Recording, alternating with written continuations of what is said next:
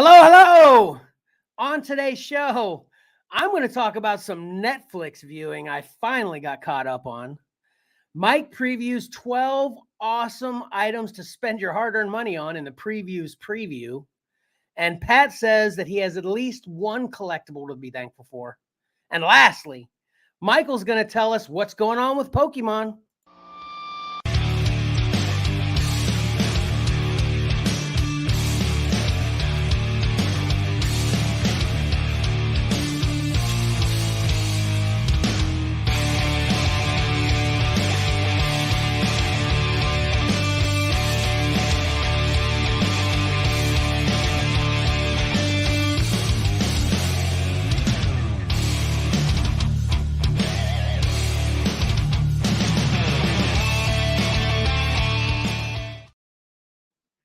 Welcome to your favorite live streaming, whatnotting podcast, Comics and Collectibles in the Crawl Space.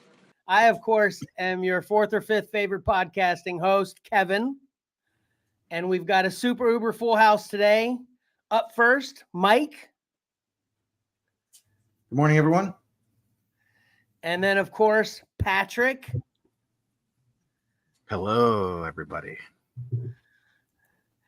And lastly, our special guest host, Michael.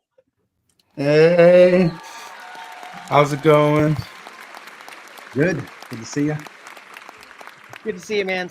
I shouldn't have said lastly, though, Karen. I didn't forget about you. Of course, we've got our awesome background producer, Karen, here as well. You could already tell with all the cheering going on, but you won't. There you go.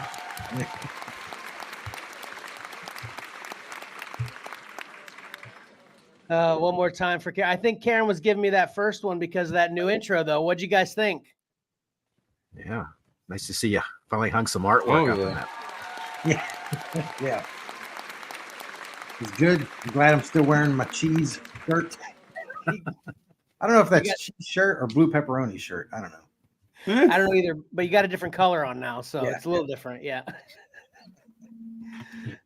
And then, the artwork. And then I figured it would be appropriate. We're just leaving one room in our house to go to another room, rather than outside across the neighborhood. So. And Mike, Michael, I've got something exciting for you today too. I think I actually promised you the last two times you were on, and I failed the last time, but I did not fail this time. When we get to your segment, I've got you hooked up this week, this show as well, Michael. So, All right, I'm looking forward. Awesome. And then I kind of just threw you in here. You weren't actually in the pregame. I hope that was okay. You just kind of popped in. So I'm like, okay, there you go. Boom, you're in, Mike. That's all good. Yeah, it's like I was a bit away from. So get this. Before all this all started, when I got the invite and everything, just to get myself awake, to wake up, to make sure I'm all good and ready to go, because I spent an all-nighter trying to get all these things together and make sure I got all my information out. In fact, I almost didn't even sleep. But either way, I go out just to go get my mail, just to wake up, just walk, get myself pumped. Well, not really pumped, like just get energy, just wake up. Right. One of supposedly a neighbor or something, their car is in the grass. Like, it is very saturated with water. It is muddy. Like, they're stuck. So I kind of like find myself in a position somewhat trying to help in some whatever way. Got another neighbor who happened to have like wooden planks apparently, and like, okay, we tried to levy underneath it and say, hey, try to drive up onto it, get some grip. No, that car's stuck. They're just trapped in there. I don't know what's happening with them right now. I haven't been back outside since, but hey. So you tried to do some good work, though. We can appreciate that. Oh, my wife's chiming in. Hey, with her friend Jordy. Hey, Jordy, thanks for watching. Appreciate it. But okay, that's awesome, Mike. We appreciate you stepping away from being that savior of your neighbor's car to come on the show. But yeah, no, for what I know, they're still stuck. But give it a shot. Hopefully, they'll be okay. Hopefully, that grass be okay. It's all messed up. It is a mess. But either way. Gotcha. All right, and then we've got a packed show. So aside from Michael's what's going on with Pokemon. We got some previews going on. Are you guys ready for that, Mike? You got your previews guide previews set up, Michael? Michael's like, what? I know, I'm just putting you on the spot, Michael. I know you didn't know about preview. I know you had a ton of work to do with what's going on with Pokemon. Just messing around. Yeah. Well, I got a few previews for what's going to be coming up in the future, so look forward for that. Awesome. We will, definitely. Are you ready, Mike and Pat, for preview, though? Yes. Yep.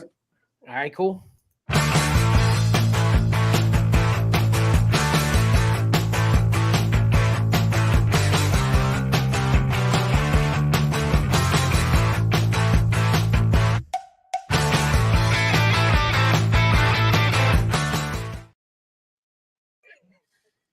I updated that a little bit too. It isn't much different, but did you notice the differences there as well? Karen did. Thank you, Karen. Hello? Oh, I think I was still muted. I don't know. What did you say when you thought you were muted? It sounded like a new song, but I don't remember what the old one was like. No, that's the same song. Oh, okay. Hey, I can't get away from my dog. Hold on, I got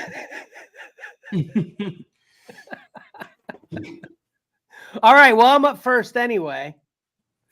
So what I've got, first of all, we are previewing the previews that everything will be in stores or released in January. Correct, fellas? Correct me if I'm wrong, right? You're correct, but I have a couple things that are actually February and March, but they're solicited now. Okay, so they're all solicited in this book, but who knows? There's miscellaneous times they're going to be released, right? So yeah. All right, I'm going to start out with I mixed it up a little bit. A couple installments of previous previews ago. I went totally games, so I kind of mixed it up. I've got a couple games in this one as well as my comics, and I'm going to start off with one of those. Final Fantasy VII, the board game. I'm super excited about this. Mike, you're probably going to agree. I'm going to ask Pat. I don't know if we've ever talked about this before. Don't you think Final Fantasy VII is like the gold standard for the Final Fantasy line? I mean, it's like, do you agree with that, or am I insane just because I love Final Fantasy VII so much? Pat? My experience with Final Fantasy is I got very bored with it and they never finished it. With 7? Final Fantasy 7? Correct. Wow, man. Johnny, actually, I like telling this related to Final Fantasy 7. Johnny actually quit smoking because of Final Fantasy 7, I think. Hopefully he can correct me if I'm wrong. I'm remembering that. Hopefully I'm remembering that correctly. He had a deal with his then wife that he would be able to get a PlayStation and this game if he quit smoking. I believe that's accurate.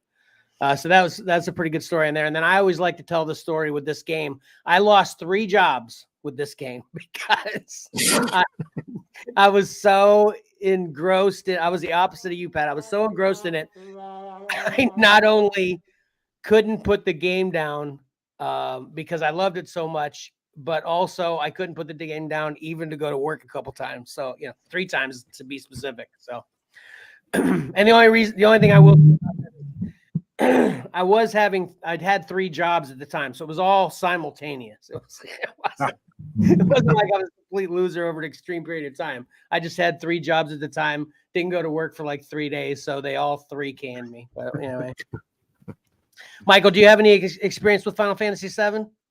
Only a little bit in passing. It has been like a pop culture phenomenon, Final Fantasy, of all of its series. Like you said, it seems to be the gold standard. It's always been referenced. Main characters has always come back up. It's been debatable. I've only played one Final Fantasy game, and actually it wasn't even my own. It was my sister's at the time on my Xbox. It was a 13-2. I didn't even play the 13. We just happened to have the sequel to number 13 or whatever that whole series was. But I've experienced the game. either through just mostly just references or even like little YouTube videos. There's a series called Final Fantasy VII Abridged, and it's just taking the gameplay and it's just cinematic and changes the whole narrative. It's actually pretty funny. I enjoy it. Oh, gotcha. Well, this is finally in board game form, which as I get older, I move a little bit closer to tabletop gaming and a little bit further away from video gaming. But that being said, I'm still gaming way too much anyway, but video gaming way too much. But here's another video game that turned into a board game that's going to help me move further away from video games and get you guys to my house so we can play this awesome game. So Final Fantasy VII, the board game. That's my first pick from this previews. You know, I remember Johnny playing it all the time. Yeah. I never heard of Final Fantasy 1 through 6. Right. And then Final Fantasy 7K, I went and pre-ordered the game. And someone else, I pre-ordered because I wanted the t-shirt. You got a free t-shirt when you pre-ordered the game. So I got the free t-shirt. I didn't care about the game, so I let someone else get, the copy of the game. And I wore the shirt because it was awesome. What's that, Cloud? Is that yeah, Cloud's the main character. Cloud. Yeah. And then from there, I never heard of Final Fantasy 8 and beyond. So as far as I'm concerned, this is the only Final Fantasy that ever existed. Okay. Actually, when I think about it myself, like I think the first time I really learned about Final Fantasy technically would be through the Kingdom Hearts, because when the antagonist Sephiroth is actually like a secret boss, and I would just learn through my friends who had the game. I didn't have Kingdom Hearts, but I knew that there was a relation in there as well. Some other Square Enix related characters are also in the series. Oh, gotcha. Okay. Well, we all have our own special relationship with that game then. Awesome. Yeah. What do you got, Mike? All right. Did I click the button? Yes. Just taking a while. Okay, we're going to start. I've got Cobra Commander number 1 of 5. And this it's a mini series. Oh, like I said, 1 of 5. The rise of the Cobra begins here in a world where the Cobra organization hasn't formed. One man's sinister plans to utilize a mysterious alien substance known as Energon sends shockwaves across the globe. So this is great. This is going prior to the old GI Joe stuff. We're getting origin things here, tying it in with the new Energon world that Skybound is creating. So this is pretty exciting. Joshua Williamson is the writer. It's like that guy's writing a lot of stuff right now. And Andrea Milena and Annalisa Leone are the artists. So I'm all caught up in that Energon universe. It's pretty exciting. Yeah, I'm so torn. I'm excited for the Energon universe too, but man, I've said it once, I'll say it again. I don't like reading where the focal point, reading or even watching a movie where the focal point are the bad guys. So that's the only thing that's, this was almost one that my picks that I'm still considering getting. I just decided it definitely wouldn't be one of my picks, but still considering getting it. But it focuses on a bad guy. That's not my jam. How about you, Pat? Are you excited for the Energon universe and this Cobra Commander, or what? It's a cool cover, but yeah, I'm not so much. We read the Transformers one. I liked it, but not enough to probably delve in any further. Gotcha. Yeah, you guys are right. We'll wait for your review on this, Mike. Right. Yeah, I'll review this one. Okay. I was never into any of the Transformers or GI Joe stuff from the 80s, or even the stuff, the recent stuff. So it's kind of interesting to me. Yeah. Okay. And you got to have the backstory for the bad guy. So this is a good way to do it. It doesn't tie up anything in the upcoming GI Joe series. That's true. Mm-hmm. All right. We got Pat. So I kind of got burned a little bit by the rescheduling of previous previews because I had 2 Kickstarter things that have since expired. But sorry, Pat. Sorry, that's my fault. It's okay. It's okay. Hopefully they funded. Yes, they both did. And as you know, if they're very successful campaigns, they're to come out in other avenues anyway. So the first thing I have It's called Rogue's Kingdom. This is by James Robinson and Jeff Johnson. It needed it actually ended last Saturday, I think. It actually ended Sunday, the day after we did the show. It needed 12,500 in orders, and it ended up at like 20,297. So it doubled its outlook, and it's basically like a sword and sorcery type thing. It reminds me a lot of Talos, a book I really like by Michael Oringo and Todd Gazago. This is James Robinson. I really like James Robinson. Of course, he did Starman. I was a big Starman fan, and Jeff Johnson's a really good artist.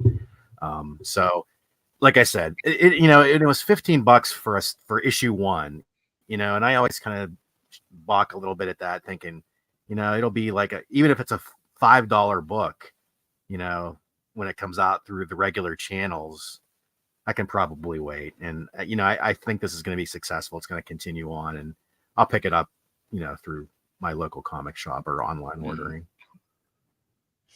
Yeah, it's cool. I hope so. Yeah, because I've never seen this, and this is fantasy's becoming more my jam than heroes as I read more and more. So yeah, that looks cool. Nice. All right, up next for me, I'm gonna do a little helping out some other YouTubers. Not that they need it from our humble broadcast here. Oh wait, I'm sorry, wrong picture. Don't look at that. Oh, sorry, too late. Can't stop looking at it. This is Crashdown #1. This is written by Tom Garcia and Ryan Sargent, which are hosts from the Comic Tom 101 podcast. So basically, when I saw this and I read this, I was like, this is Exceller. This is Exceller. When Exceller comes out, I hope Comic Tom 101, shout out to them, especially him, hey, cover the Exceller comic when it comes out as well, as we are covering the Crashdown comic. But there's a ton of covers for this. Excuse me. It doesn't actually give a whole lot of detail on the advertising that I've seen as to what this story's about. I picked this. This is a Johnny Desjardins cover, and there's like, I don't know whether you saw this, a double page promo in the latest previews. This is by Whatnot Publishing too. But there you go. Comic Tom 101 people are putting out a comic book. Good for them. I'll grab it, and hopefully they can pave the way for many people like us to get comics published and take down the big boys. Yeah, I pre-ordered this probably 3 or 4 months ago. They solicited it initially, and then there were some delays. I'm not sure why they pushed it down the road some, but yeah, this looks good. I'm glad for those guys. Yeah. Did you share that in the group? Man, now I'm thinking, man, why did you? Now I'm gonna preview it, I'm gonna order it. Thank God, but I wish I would have ordered it when you did. Yeah, I probably did. No. Okay. Tom Clancy did. Yeah, I could have missed it. I think we talked about it because Mike, you didn't like the cover. I think some of us didn't like the cover for the first issue, the A cover. Yeah, it was but it's funny because Kevin mentioned the variant covers, and I think in the time since they solicited this the first go around, that's all people have been working on are more variant covers because it like tripled in the number of variant covers being offered for this book. Yeah. Okay. Yeah, I'm looking at the cover A. It's like just the head of looks like a female astronaut, and the helmet's real green. Yeah, it doesn't look very cool. B cover.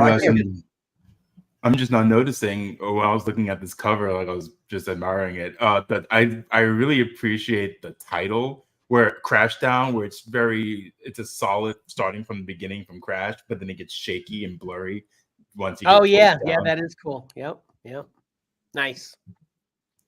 So Crashdown, check it out, Mike. What do you got? Yeah, actually, I ordered that cover, and then I also ordered the cover F by My Food. Yeah, that's why I ordered 2 copies. #1. Can I buy this one off you? Why don't you order it now? Yeah, I ordered I know. that. I'm just kidding. I know. I'm just kidding. Yeah, that cover F looks pretty cool too. Yeah. So Yeah. awesome. All right. Up next, I have Ghost Machine. This is a one shot. I love this cover by Gary Frank. It's an extra size 48 page special introducing its all new shared universe because we've got the Ghost Machine universe, which was just announced, I think, last month, a new creator owned company. So we've got, this has characters from Geiger, which I love Geiger, Red Book, and the Rockefellers, which I think those were all introduced in a one shot from last year, but now we're getting, some of them were. Now we're getting some more new characters in a new universe.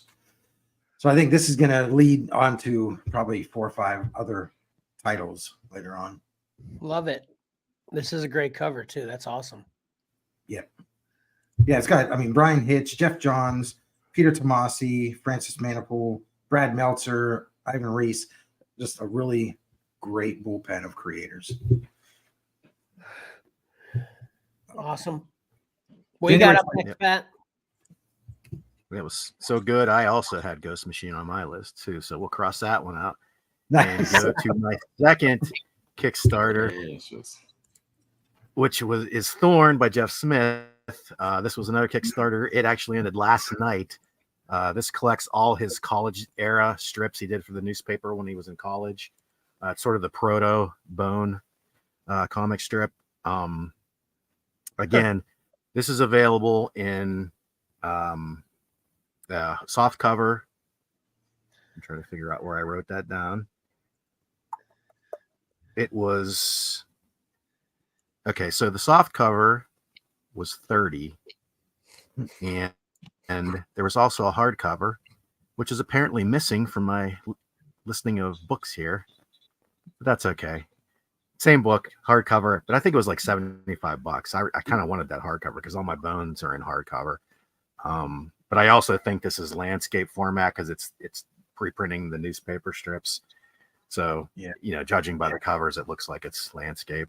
But anyway, it was trying to get $30,000 in Kickstarter money. It ended at $328,134. So no problem there. No surprise there. Yeah, no surprise. Bone has a pretty big following. And I'm sure, Mike, you've heard about the Thorn strips. They would reprint them every once, like a strip or two in the back, talking about it, and they'd mention it.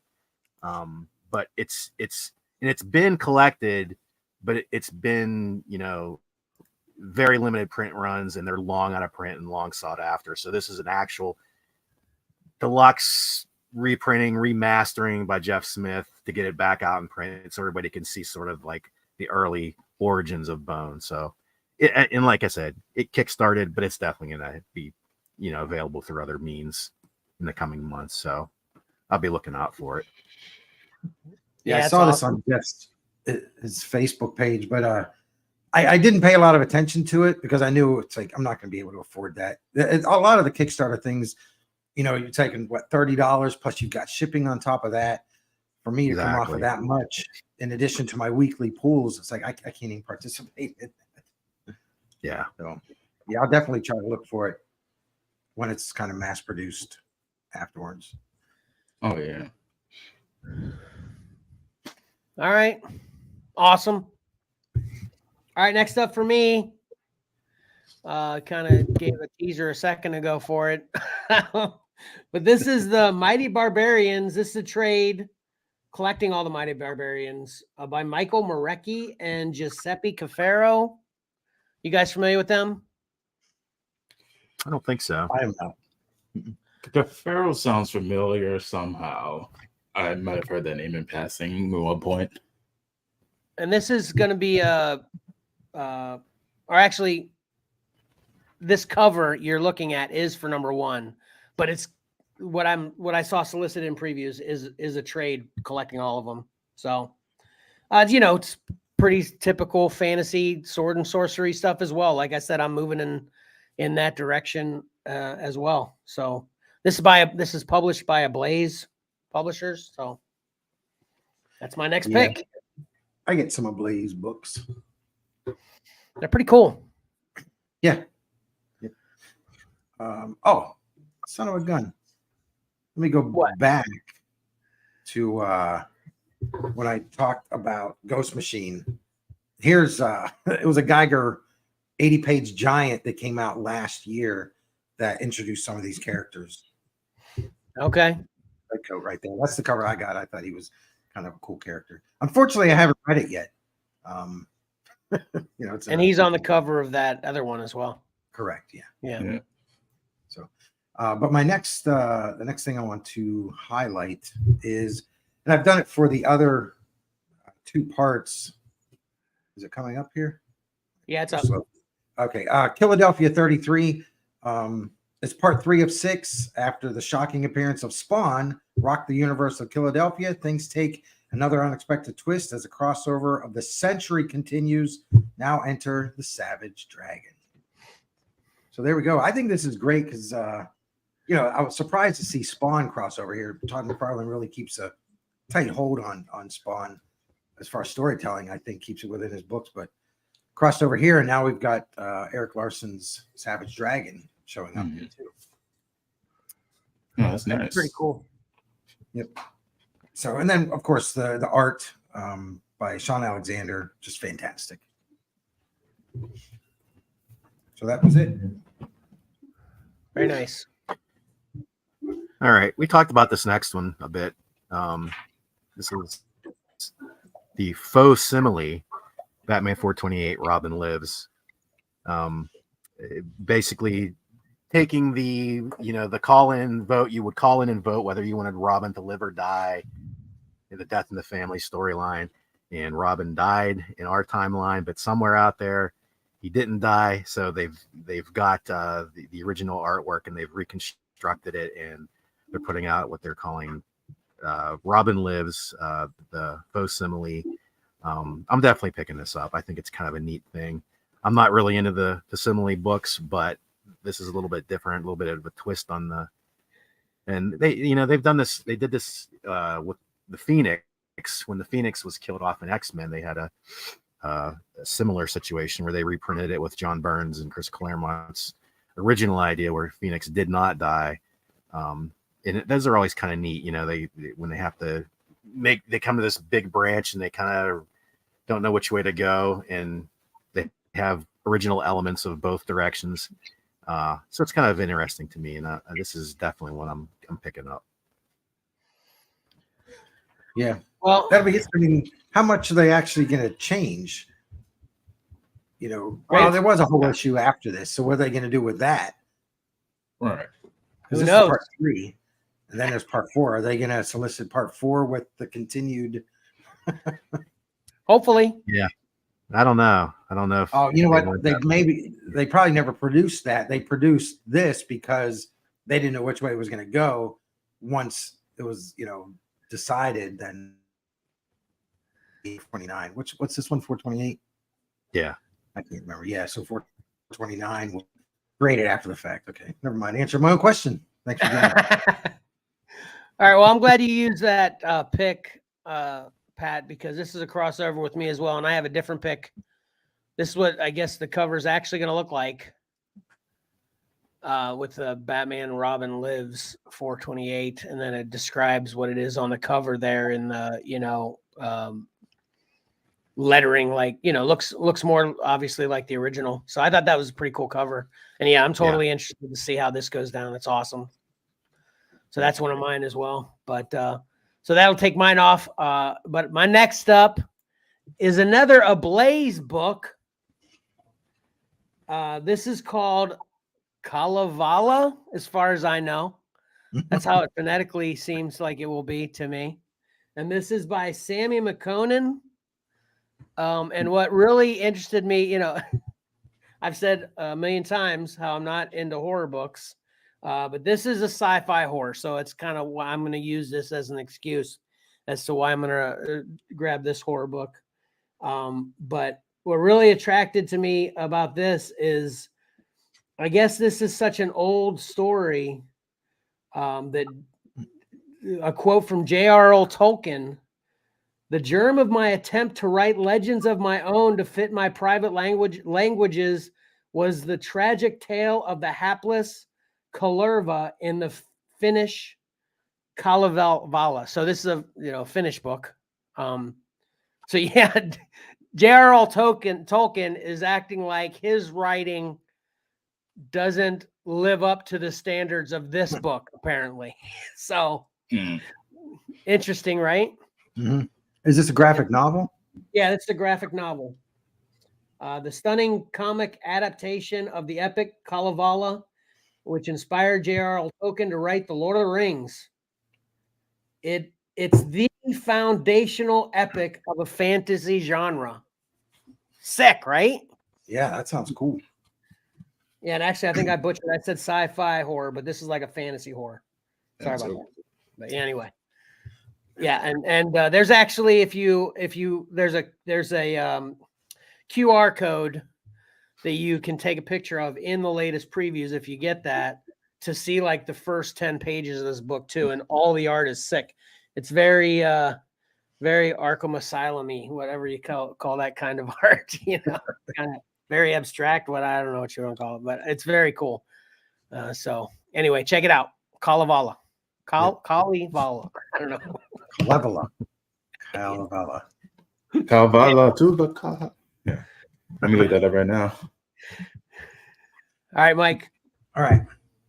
Next up, I have Moon Man #1. Now, I've never listened to Kid Cudi. I'm aware of him, and I know he's got a really good following. So I'm not sure what he plays it. I don't know if he like co-writes this with Kyle Higgins, but this is a comic book debut for him. And basically, we've got a character named Scott Townsend is ready for a quiet life. Whatever went wrong on the failed moon mission, whatever happened in the missing minutes the cameras didn't capture, all he really wants is to settle back down. But those many missing minutes hold an earth-shattering secret. So this sounds great. It sounds like a moon. I like sci-fi stuff. I like stuff dealing with the moon and astronauts. Yep. And Kyle Higgins is a good writer. It's interesting to see. It's kind of great, with what Keanu Reeves had done with Berserker and kind of co-writing that and being involved. I think getting some of these celebrities, the cross-pollinating of talents here, I think is great. So this is going to pull in Kid Cudi fans probably. So it's great cross-platform stuff. Nice. Yeah, I'm intrigued because I know a bit, at least I've listened prolifically to some of his music. And so I'm just thinking like how much of a crossover or reference does some of his songs go into the storytelling of this comic? Yeah, like if he does any concept albums, I wonder if, like Coheed and Cambria had concept albums and they turned it into comic books as well. So yeah, I think I just referenced in the last previews that Pete Townsend album that they made into a comic book, right? Yeah. Hey, speaking of moon landing stuff, Pat, I learned something new this past week. You might be like, Kevin, how'd you not know this already? When I ask you this, what I'm going to call a trivia question. How many countries have gone to the moon, Pat? I don't know. 3. Very good guess. I'm assuming that's you said you don't know, so that's a guess. Yeah. What are those 3 countries? Karen guesses 2, by the way. Okay, Karen guesses 2. Pat, or Michael, you got a guess? I believe it's about like 5. 5? Yeah, I think it's like 5 or 7 countries have gone to the moon. Michael's like, you guys are idiots. All kinds of countries have made it to the moon. Because I was kind of on track with Pat. Do you have a guess what those countries are, Pat? Like Russia and China. And of course us, right? Correct. Yeah. The only one you're missing is actually the most recent. India made it to the moon just last month. So there's 4. There's only 4, Michael. You're ahead of the curve. Soviet Union, United States, China. Okay, so recent India. I feel like before. I feel like there might be two more, or there might have been others that gotten close. That's Maybe. probably where I'm thinking that. Yeah, you could be. Yeah, orbited the moon or something. Yeah, but landed on the moon. There's only been 4. Fun, kind of related because Mike has a moon comic on the screen. Trivia. What do you got next, Pat? Well, in the main Marvel universe, Thank you, studio audience. They love moon trivia. They do. they do. Keep that in mind for next time. Yeah. So, as I was saying, in the main Marvel universe, they just will not let Peter and Mary Jane stay together, but that's not going to stop Jonathan Hickman in the Ultimate Marvel universe, because in the Ultimate Marvel universe, Peter is married and has 2 kids. And Nice. I wasn't looking forward to another Ultimate Universe reboot, and I had heard, probably 2 years ago, that possibly Hickman was going to be attached to some kind of Spider-Man book.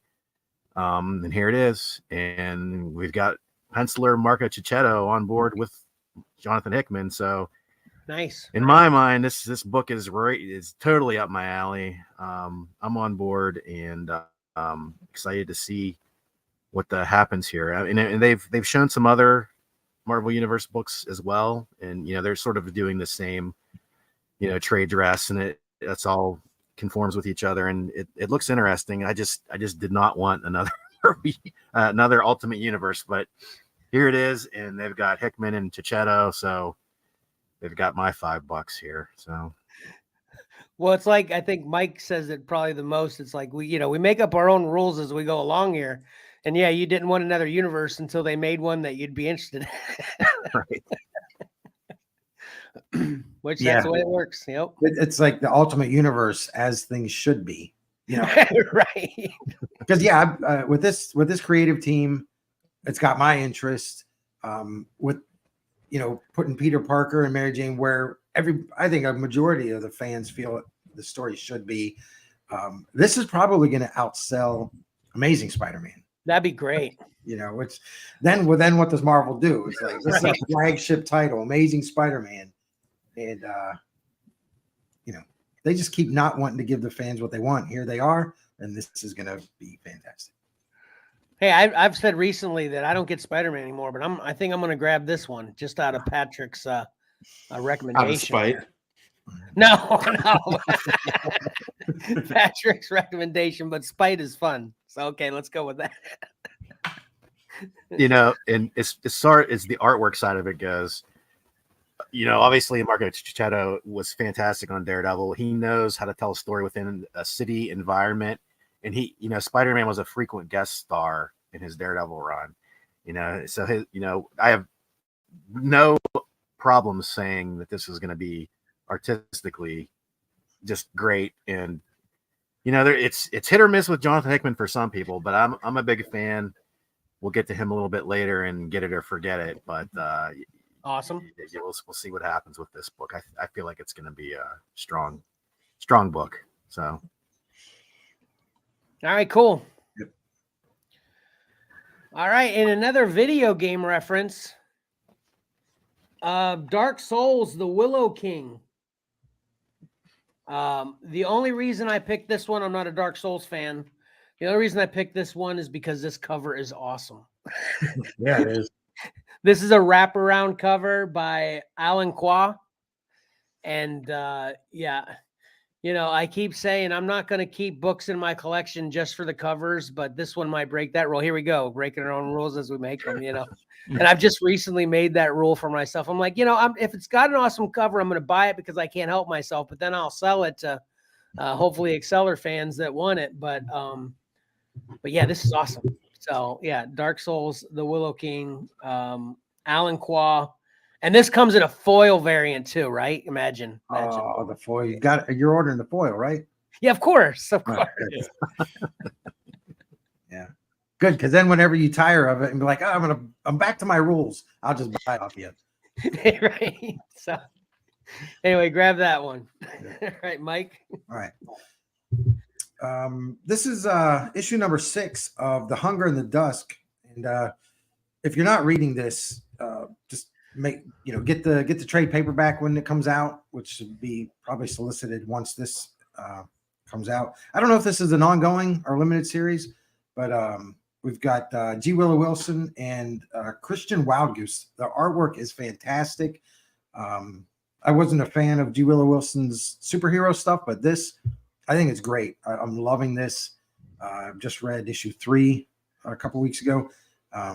So I wanted to highlight this book once again, that if you're not getting it, at least check out the trade paperback when it comes out, or go look for the other issues. They should be easily to find. And one thing that I love is consistency.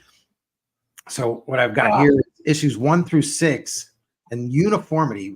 I love how everything's clean. Yes. Thank you. Perfect. Clean.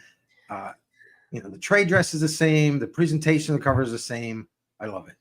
Yeah, it's awesome. Totally, it looks awesome. like a movie poster. Yeah. Like an old classical movie poster. The ones like the Indiana Jones or the old Star Wars movie poster, kind of like that. Yeah. Yep. Yeah. So yeah, Christian Wildgoose. I wasn't familiar with his artwork until this series. I absolutely love it. So there you go. Hunger and Dusk number 6. I'm sold, Mike. I'm gonna grab it. I got it. Yep. Cool. And yeah, the story's great. You've got orcs and humans and all kinds of cool stuff. Love it. Love it. Man, every time you guys show me up with your pictures, I'm so bitter because I'm just like, I just got one picture and Mike's got this picture of all of them together. That's sick. That's sick. Well, I had to use my CLZ app to get that. I had to enter the books into my app, even though I don't have them yet. And then, all that crazy stuff. That's awesome. Awesome. All right, Pat. All right. I got another Marvel book. This is Avengers Twilight, and both issues 1 and 2 were solicited this month. This is written by Chip Zdarsky, and the artwork is by Daniel Acuna. This is sort of like it reminds me of like a last Avengers tale. All the Avengers are long gone. Cap's the only one left. And future dystopia shenanigans happen. But I really like Chip Zdarsky as a writer. We'll see how he does on Cap. And Daniel Acuna, he came onto my radar when he was doing Thor under Jason Aaron, I believe. And his artwork's really cool. And it might actually be one that I wait for a trade paperback, because I think it's only 4 or 5 issues.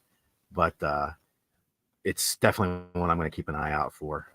Is that an Acuna cover?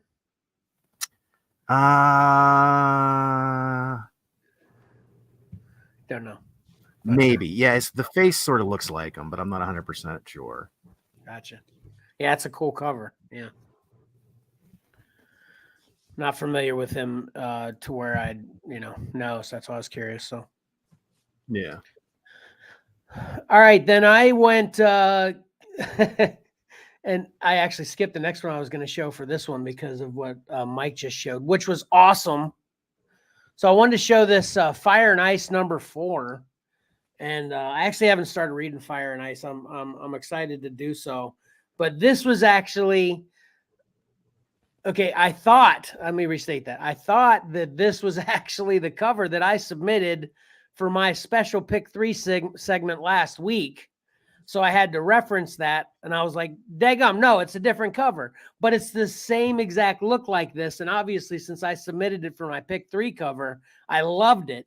So now I'm like, okay, now I got to go and do my research to see, hopefully, if there is, I think that was Fire and Ice number 2 that I submitted that. So I need to see if there's a Fire and Ice number 1 and 3 that are in this exact same layout, because I love it. And I should have utilized again Mike showing how it's done with the CLZ app. I just need to go to that and line them all up to see, how you remember my cover that I submitted to the special pick 3 that looked like this, Mike? I want to have all of those together like you just did with the Hunger in the Dusk or whatever. This looks sick. I actually follow a couple movie guys that dog posters, movie posters that they have floating heads like this. You know, Mike, you're muted. Are you guys familiar with how Yeah. they refer to that? You know, and they dog it, but I love those. Pat, what say you? You like floating head cover type things or posters? Yeah, I know what you're saying when it comes to movie posters, because it's really overdone these days, especially because they, digitally manipulate things. But I think it's a little bit different when you're talking about a comic book cover. I like this cover; it's good. So, did you like my special pick 3 submission, even though it didn't win? Yeah, but I like my Fire and Ice cover better. Oh, you got one today too. Okay. Favoritism wins. Yeah, this is by Leonardo Manco, by the way. This cover, Fire Night, Bill Willingham, and Leonardo Manco does the interiors for Fire and Ice too. Okay, and Bill Willingham's the writer for Fire and Ice. But I haven't. Has anyone started reading this yet? I'm gonna start reading it to probably review it soon. So No, I haven't. Sorry. What? The number of covers for issue 1. You know how there's 1A, 1B, 1C. Yeah. It goes all the way up to 1AF. Oh, jeez. So it goes all through the alphabet, and then it starts A, B. Yeah. Holy what? So Yeah, is there one of this for? Is this one of the covers for cover or issue number 1 as well? I don't know. I've got 40 some covers to look through. Okay, don't worry about that now. Okay, just show us your next preview. But definitely, I'm gonna grab these. I recommend everyone else to. We'll follow up with that later. Yeah, Bill Sienkiewicz did the A cover for number 1. Right, I then, have that one. Yeah. Yeah, and then I think this and the other issue number 2 that you had was like the B cover. So I'll have to find that artist and see where they're if they did a 1 cover. Gotcha. So, all right. Let me see where I was here. All right. Oh, this is a fun one. I actually I was going to order this one, but I ended up not. So we've got Fear City Thumper number 1. This is from Scout Comics. This is created by Stephen Bliss, who is the concept artist for Red Dead Redemption and Grand Theft Auto. Basically, we've got a young Filippo is the world's worst looking superhero vigilante, but he's stronger, smarter, and more ruthless when he wears the Thumper mask. So I don't know. It's a big rabbit mask with a sword. Looks pretty fun. Thumper is Karen's favorite rabbit from Bambi. Bambi. Yeah. So this is a Bambi reference, I think. Most definitely. It's kind of like that new Winnie the Pooh movie. Karen's shaking her head. Are you shaking her head because I'm wrong, Karen, or because you don't like it? Yeah. So You don't like it. Rabbits being scary is kind of taken off recently with I think there's a rabbit in Five Nights at Freddy that's pretty freaky. Now you got Thumper. What happened back in the day? What was that Jake Gyllenhaal movie that had the freaky rabbit? Donnie Darko. Yeah, Donnie Darko that was talking to him all the time. You know what? Yeah. Big rabbit. Stop making rabbits scary, people. They're running all over the neighborhood. The kids are going to be freaking out. So I may have to. I mean, look at it. Look at he's got the like little funny candy teeth. So I'm probably gonna have to read this and review it because I know you guys want to know what it's about, but you're not gonna buy it, so I will. Exactly. I'm looking forward to your review. Karen is not. Taking one for the team. We appreciate that. I do. All right, Pat. From Massive, we've got Zorro giving it another try here. This is from Sean Gordon Murphy, writer and artist. This is sort of a reimagining of the classic Zorro. But Sean Gordon Murphy's really high on my list right now. I know he did a lot of that Batman White Knight stuff that I just never got into, but I definitely am enjoying plot holes. And I'm probably going to check this out. Here's a good prime example. This was kickstarted. And here, just wait a little bit. It's going to come out if it's successful through normal channels, and you pick it up through your normal arenas like your local comic book shop.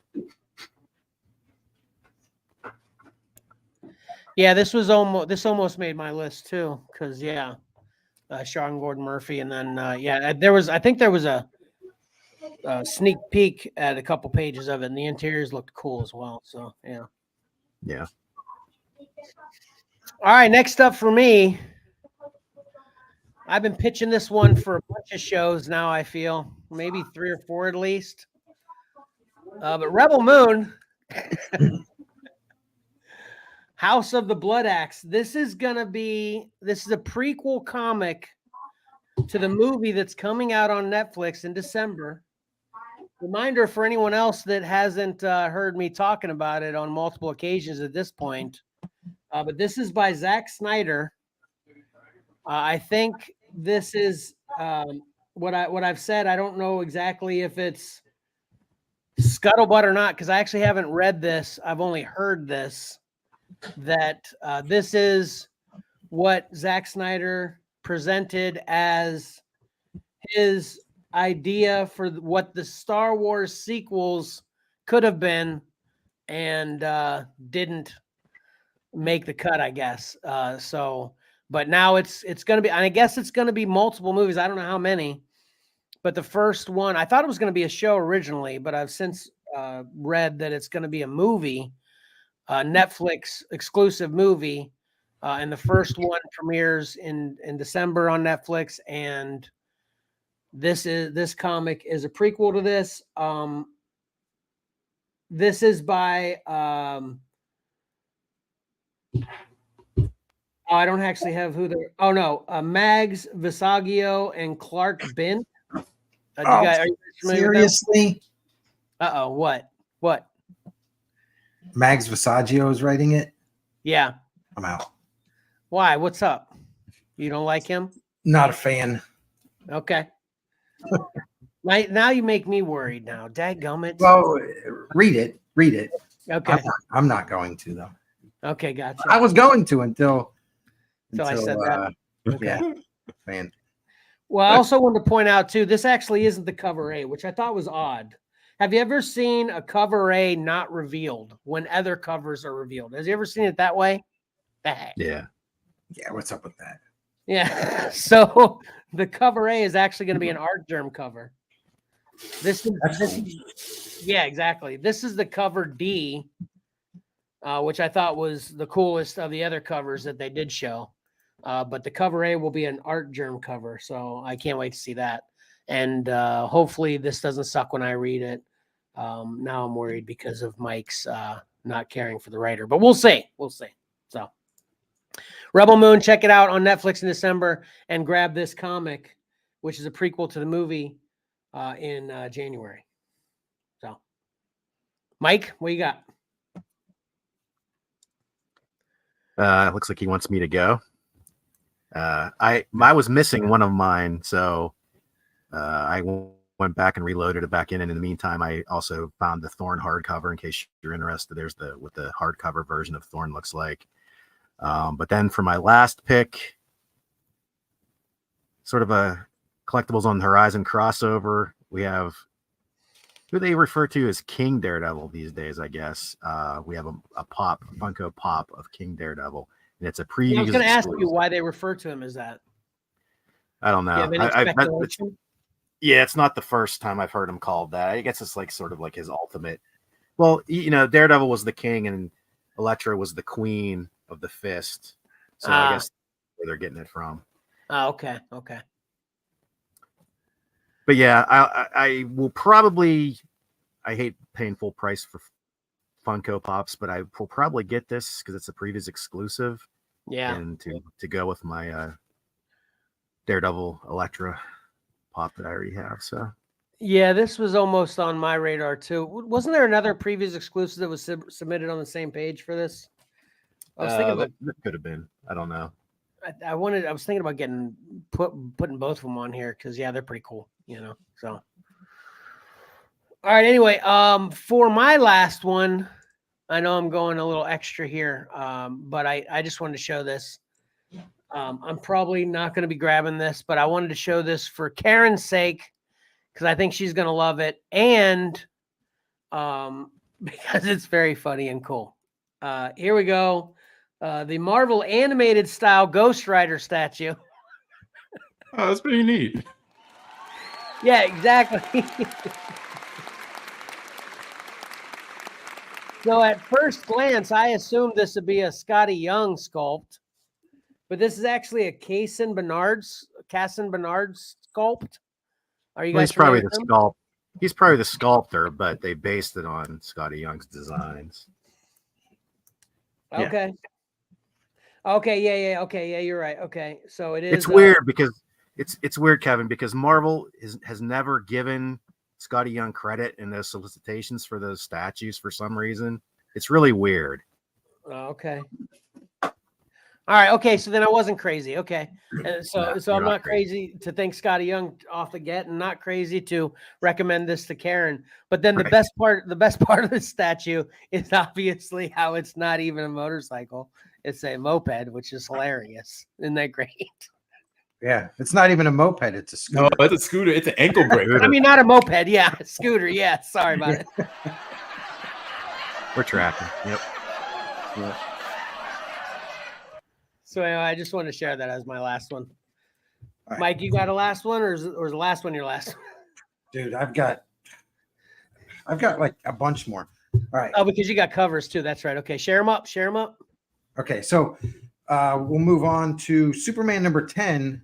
Now this cover doesn't really show what about the story, but what I wanted to focus on here is, and I don't even know what issue he took over, but Bruno Redondo is working on Superman now. So he's got this cover, and then he's also doing the interior artwork. And for those that pay attention, he has been knocking it out of the park on Nightwing for quite some time now. So it's exciting to see him jumping over to Superman. But this particular issue, now here's the Lee Bermejo cover, which kind of is a little more in line with what the storyline is. So we go back to the wild, wild west of Metropolis, which, you know, I love Westerns. I love Superman. So put Superman in the wild, wild west and Right. read that book. Boy. Are we going to see Doc Brown and Marty McFly cameo in this one? All right, don't give them any ideas, Michael. They'll have a Back to the Future meets Justice League meets Wyatt Earp or something. Yeah. That's an awesome DC, cover. I'll accept the check. Yeah. So I was getting Superman for the Bermejo covers, but with Redondo doing his own cover as well, I don't want to double buy here. No, now you're gonna have to get two. I don't want to. I don't want to buy. Just bite the bullet, Mike. Just bite the bullet. All right, so that was that. Now let me get on to this. It's now turned into what Mike is going to buy show. This is back issue number 150. I've never seen this before. It's a $13 book, or it's like a magazine size. But this one is Batman of the 1970s. So we've got, Bob Brown, Dick Giordano, Irv Novick, Frank Robbins, Walt Simonson, Alex Toth, Bernie Wrightson. And then also we get a reprint of Frank Miller's first Batman story. So this looks pretty great if you're a Batman fan. Now, I know that the first thing you think is, okay, Batman, 1970s. Neil Adams wasn't on that list. But if you get this book, the issue, this is 150. Issue 143 was an all Neil Adams issue. So if you want your Neil Adams Batman, pick up 143. If you just want all the other Batman, it's issue 150.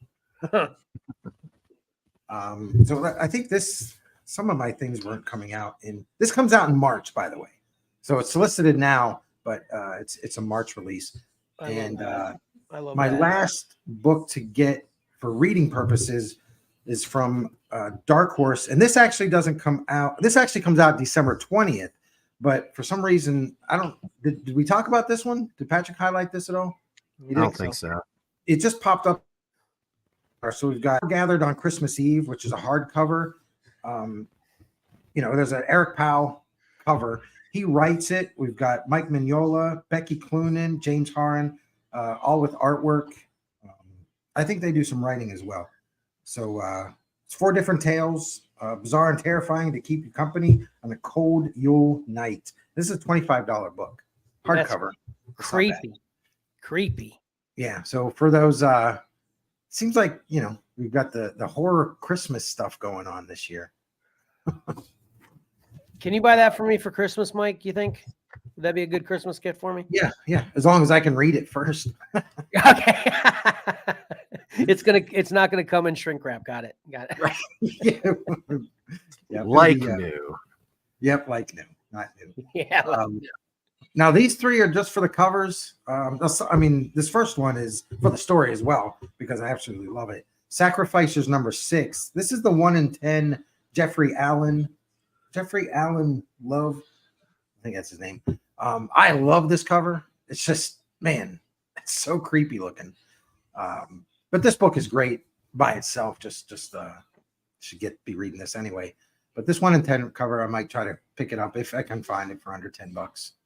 That immediately put Samurai Jack in my mind for some reason. Like maybe that. Oh man.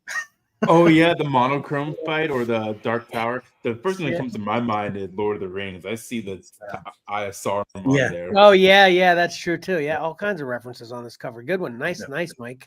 Nice. So that's a good one there. And then this one's great because I'm a big fan of John Boy Myers. Transformers number 4, the John Boy Myers wraparound cover. And I guess obviously this is a good one to read as well. That's sick. But that's a great cover there. Nice. You know what I might do? I might just get wraparound covers to bust out the cover and put it in a frame or something. That'd be awesome. You can It's just open funny. it. Yeah. We've had a lot of wraparound cover talk lately, and I've actually thought about this recently that we should do a cover combat with just wraparound covers. Mm. First cover combat I ate idea. Okay, got it. It's challenging because in Cover Combat 7 we had a wraparound cover submitted. Oh, we did? Okay. Yeah, it's like, how do I present that? Because it's one of those, the front cover is great. It gets even greater when you get the back cover. So I've got to present it as front and back. Yeah. Is there a Megatron variant of this? What's that? Is there a Megatron variant of this? Johnny's going to want it. No, not that I saw. I think it was just this one. And last but not least, for the cover, we've got Batman Superman World's Finest annual number 1. This is Jamal Campbell cardstock cover. I just think this is so fantastic. It's another one that I'm not getting that title. I probably should have been.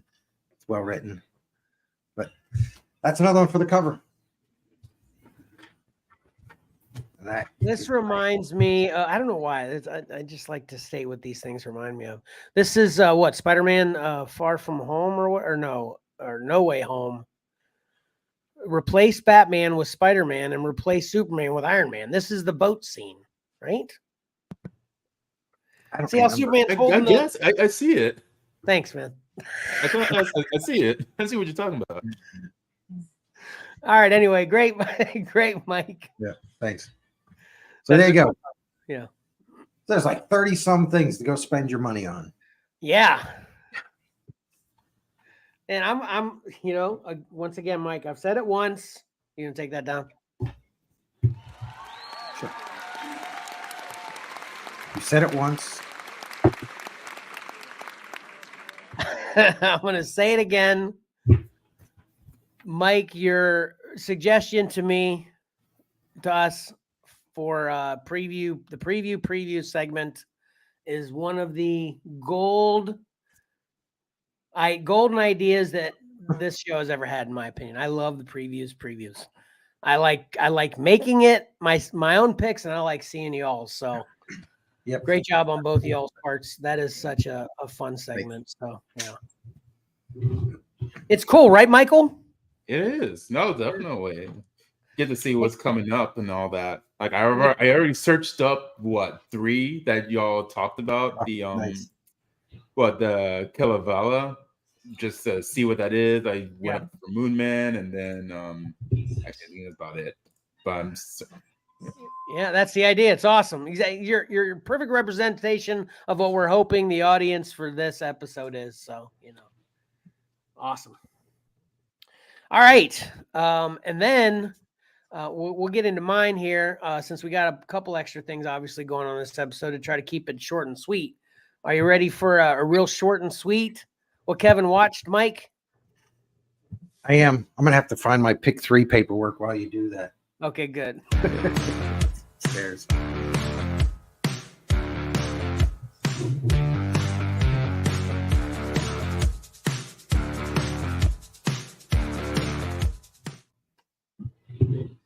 All right, as I stated in the teaser, I got caught up on some Netflix because I was one of the many victims of the Netflix new standards to where everybody couldn't share everybody else's account. And I'm kind of outing myself as maybe one of the, I don't know, how do you negatively reference people like me, I guess, that were, what's the word I'm looking for, Pat, where I was like, freeloader. That was what I was looking for. Freeloader, yep. Yeah. The only defense I have, excuse me, the only defense I have for that is my family and I, since there's so many streaming services now, we had like 8. So we split them up between us in like 2 or 3 increments and then shared. So we all were paying, so, it's not exactly freeloading. But anyway, I was a victim of when they purged the freeloaders. So I finally just convinced my wife to sign us back up to get a Netflix account because The Crown, I think it's season 3 is her favorite show right now. It came out. So she's like, okay, let's get it. I was like, sweet. Thank you, Crown. Because there's been a couple things on there I wanted to watch for a while.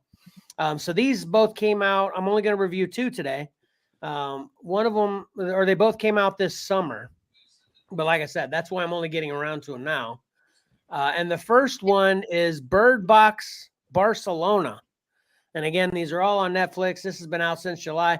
Are you familiar with Birdbox, Pat? Familiar, but I never saw the original. You didn't? How about you, Michael? Same here. I've seen like in passing, and I've seen the pop culture relevance of it, or the memes that came from it. But I didn't actually see the original movie at all myself. How about you, Mike? All right, Mike is checked out. He's going to find his pick 3 list. Mike was supposed to be doing something else during this segment too, so hopefully he gets back in time. Anyway, Karen says she saw the original. Okay, so to remind people about Bird Box, first of all, it kind of was riding the coattails of A Quiet Place. Did you see A Quiet Place, Pat? I did, yeah. Did you see A Quiet Place, Michael? Yeah, that I did see some of it. And I watched in passing. I think it was like one time my folks had it on, but I was just like in and out, and I just saw what was going on. I got the idea what happened. Yeah, so A Quiet Place, which was extremely successful, was based on a futuristic dystopian alien invasion, whatever, where all the aliens couldn't see. Karen says she saw both of The Quiet Places. As did I.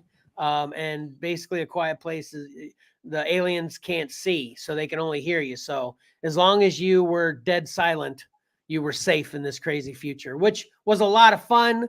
And again, it was very successful. I think it was an extremely original idea. And Birdbox kind of jumped on board with that, as you might be able to tell from this Birdbox Barcelona. I think I just said Birdbox 2, but I don't know if I said Barcelona. It's not actually Birdbox 2. It's Birdbox Barcelona. And Birdbox is similar in the way that you can't look at them. So they can hear you and you're safe. But if you look at them, that's when you're in trouble. So, which when this came out, it kind of reminded me of the, see no evil, or see no evil, hear no evil, speak no evil monkeys, those old things, was like waiting for the, where's the hear no whatever, anyway. I enjoyed it though. The first one had Sandra Bullock in it. and it was okay. And basically, the way they work this out is there's really no aliens there. And I use the word aliens loosely, meaning they never actually verified that they're aliens. They're just like entities. So who knows where they came from? There's different characters in the movies have different opinions as to what they are, from, religious, kind of angels to, demons that, it's all kinds of craziness. And essentially the reason you have to keep your eyes closed is because as soon as you have your eyes open, if they're in the vicinity, they take you over and they make you off yourself. You commit suicide. So that's what the Bird Box movies, they're both about. Bird Box Barcelona is actually in Spanish. I watched it dubbed in English. So I don't know if that is actually, it's an American movie. I think it's a Netflix original. I think, I don't know whether it's an American Netflix original and they made it Spanish because it's Barcelona, or whether it's a foreign film that they just released. I don't know the specifics on that, but Mike, since you're back, are you familiar with Bird Box? Yeah, I'm familiar. I didn't watch it. The first one or this one? The first one, I think, wasn't Sandra Bullock in the first one? Yeah, exactly. Yeah, exactly. Yeah. Okay. So anyway, just to quickly review the first Bird Box, or just give it a rating. So it was okay. I'd give like the first Bird Box like a 7. And I would say this Bird Box Barcelona is kind of in league with it. They're extremely similar. It seems like what's happening in Barcelona is actually a prequel to the original Bird Box, because in the original Bird Box, they were actually watching on the news this happening all over the world before it came to America. So they were kind of, for lack of a better way to describe it, more prepared, even though they weren't, but so this kind of seems like a prequel, although it might be simultaneous to the original Bird Box, just because they're different regions of the world.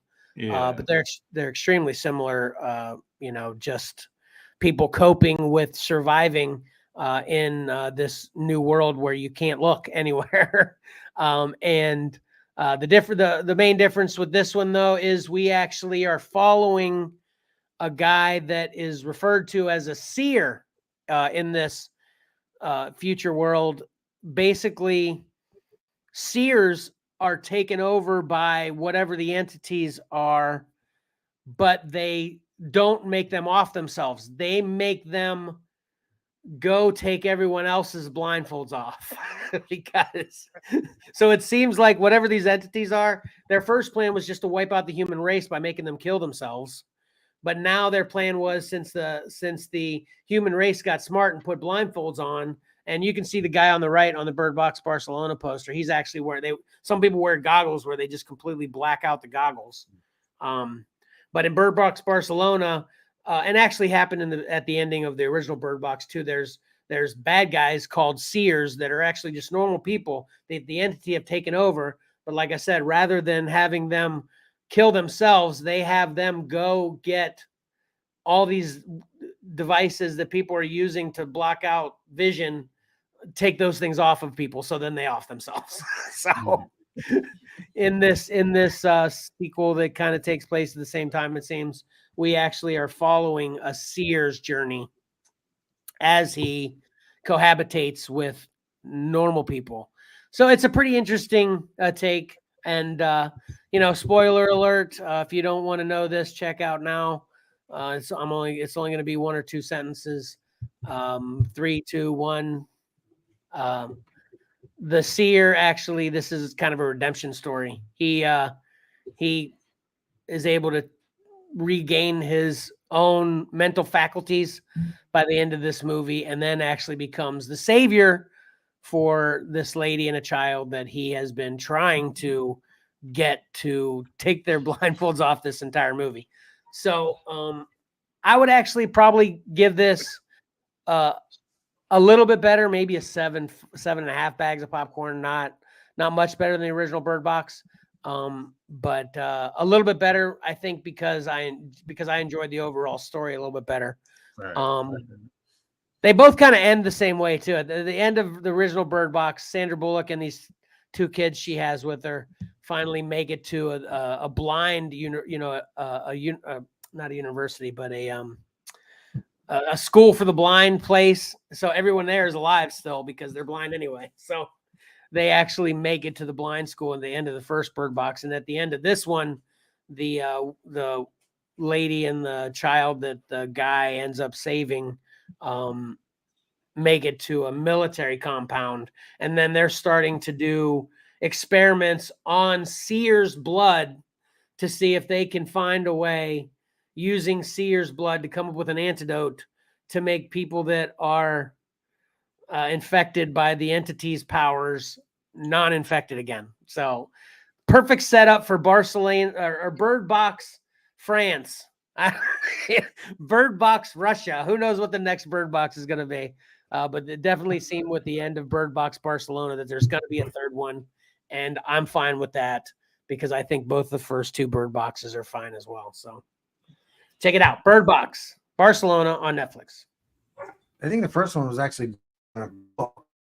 I'm not sure about the second one. Say it again, Mike. I'm sorry. The first one was based on a book. Oh, okay. Yeah, so I'm not sure if the author had written a series of books and these are all based on series of books or not. That'd be interesting.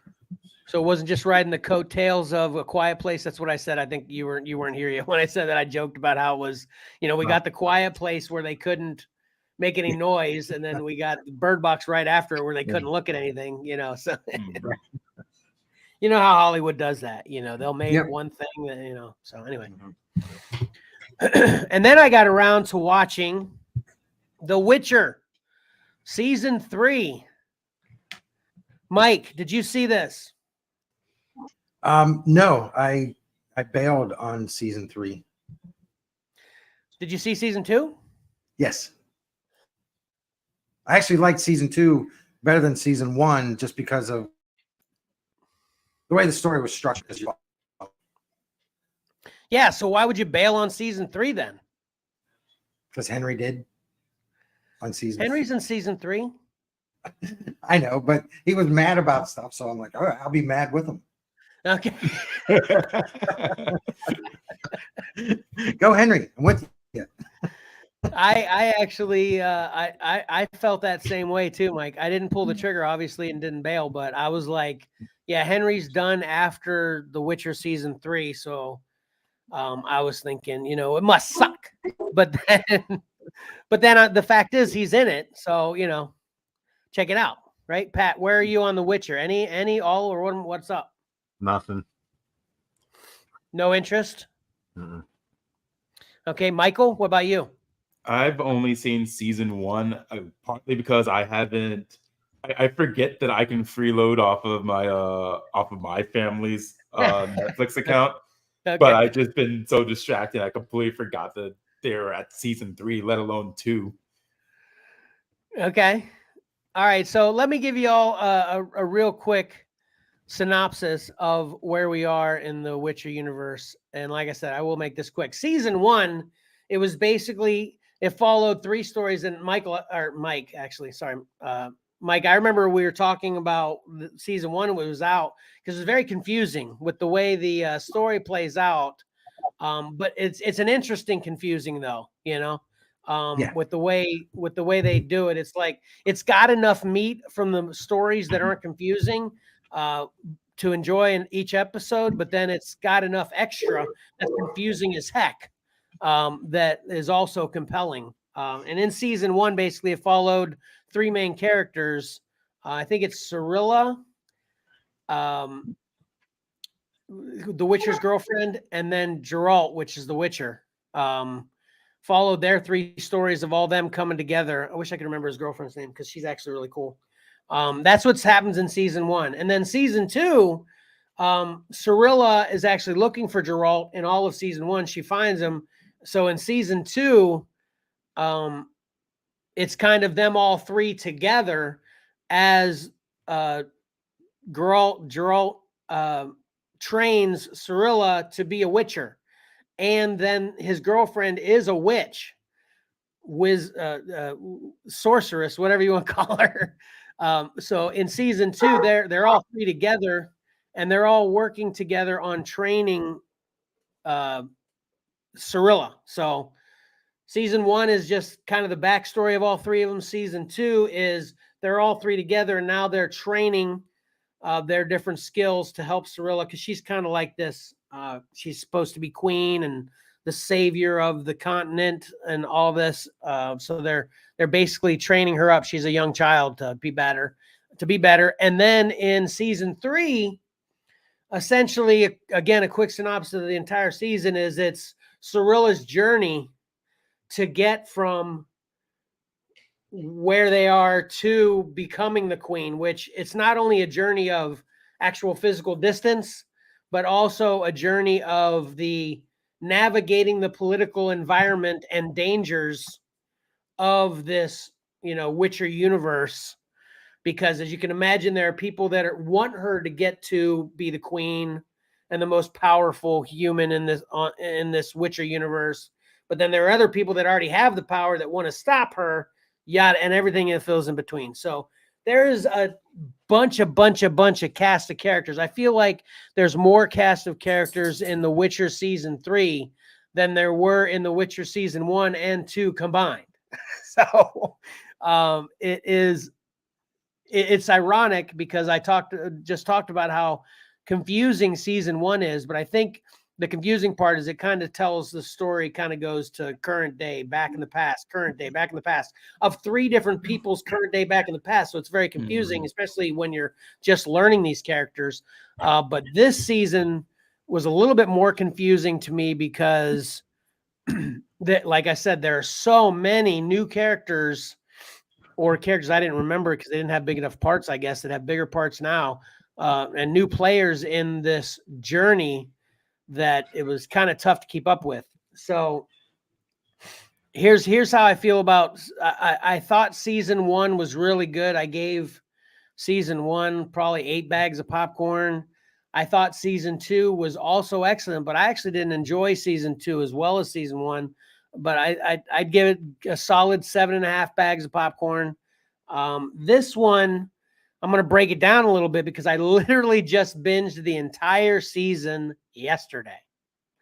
I was up until like 2 o'clock because, and I'm going to tell you exactly why. So the first 4 episodes, I was happy. I had a bunch of other stuff to do while I was kind of trying to focus on this while doing my other stuff, because I was not feeling them at all. Like I said, it was confusing, very dramatic, very little action. And, I've talked about in recent shows, that's not exactly my jam if that's not what I'm looking for when I pick a certain show. And that doesn't, that's not what I'm looking for with The Witcher. What it felt like to me is that the first 4 episodes were trying to be like this epic Game of Thrones kind of like story, very complex, but easy to follow. So you could really cheer for whatever side you want to cheer for, whatever. But I think it just fell short. So the first 4 episodes, I was like, man, I'm not going to make it to the end of this season. Definitely not today, but probably anytime soon, because I wasn't feeling it. Then episode 5 totally kicked butt. Episode 5 was so epic that made me, it was kind of like what I talked about last episode, our last episode with the Loki season finale. Episode 5 of season 3, The Witcher, brought everything you learned and watched from episodes 1 through 4 together in probably the most epic wizard, warriors, knights, whatever, battle, elves, archery, all of this combined, the best battle. It really was reminiscent of Harry Potter's the last 2, whatever those were, because it actually took place at the sorceress's school. So it was a real battle. It was a battle in the sorcerer's school with a bunch of sorcerers. So I'm thinking, Harry Potter wasn't last Harry Potter, Deathly Hallows, whatever. But anyway, huh?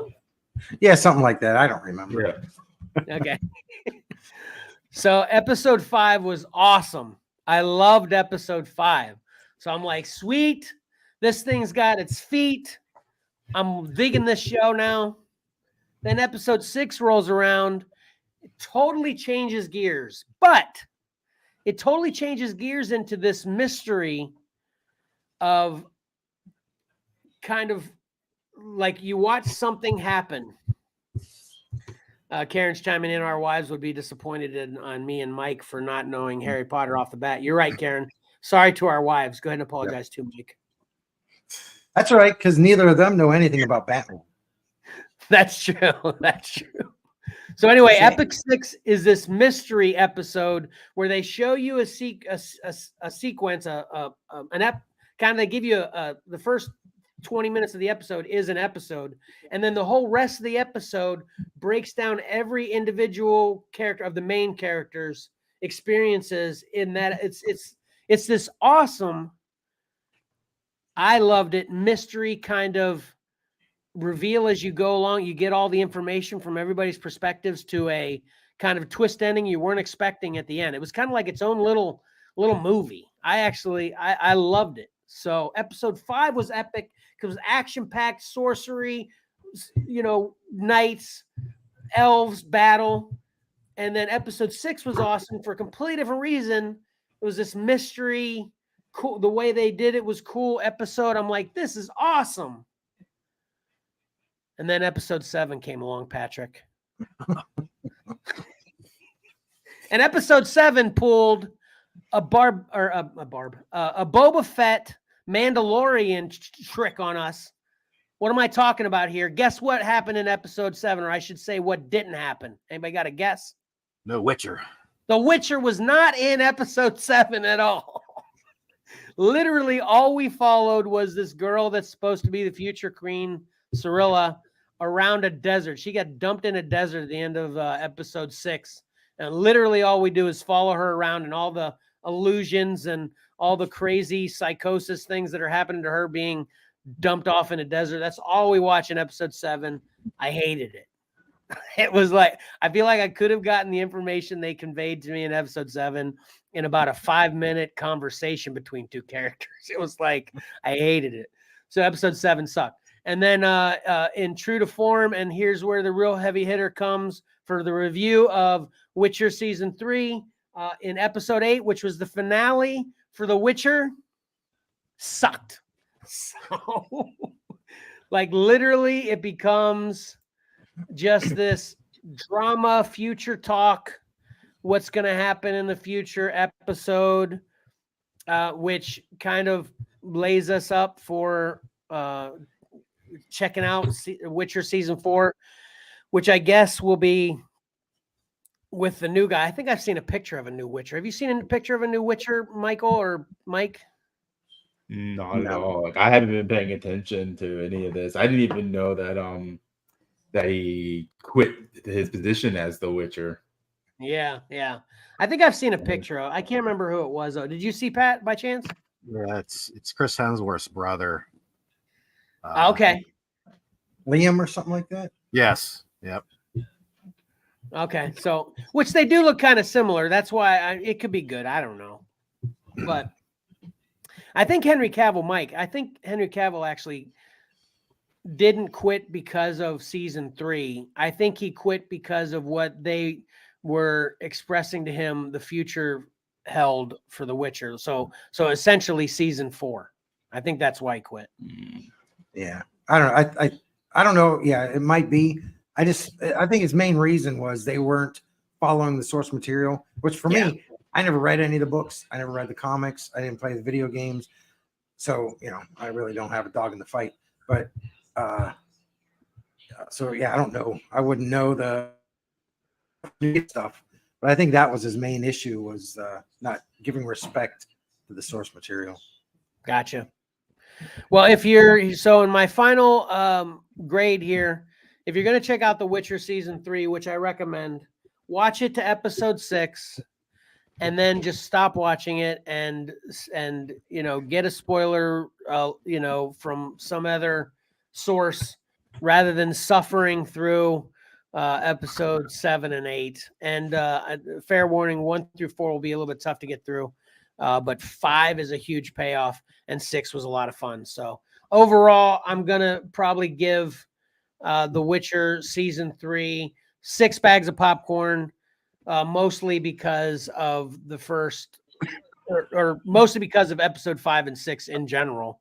But the first 4 are tolerable because of how good episode 5 is. But so in my opinion, The Witcher keeps getting a little bit lower and lower as the seasons go, but I'll probably check out season 4 if and when it happens. I haven't heard specifically if it's going to or not, but I guess it is if they cast Hemsworth. So there you go. I only went with 2 because I knew we had a ton of stuff to get to today. You're welcome.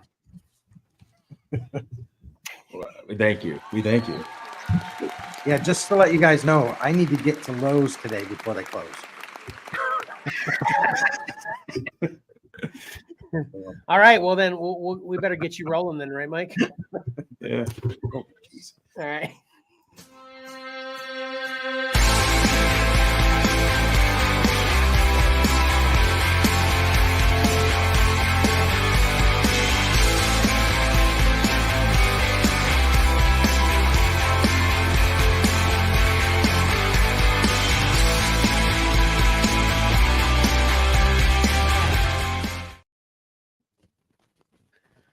All right, Mike, what you got?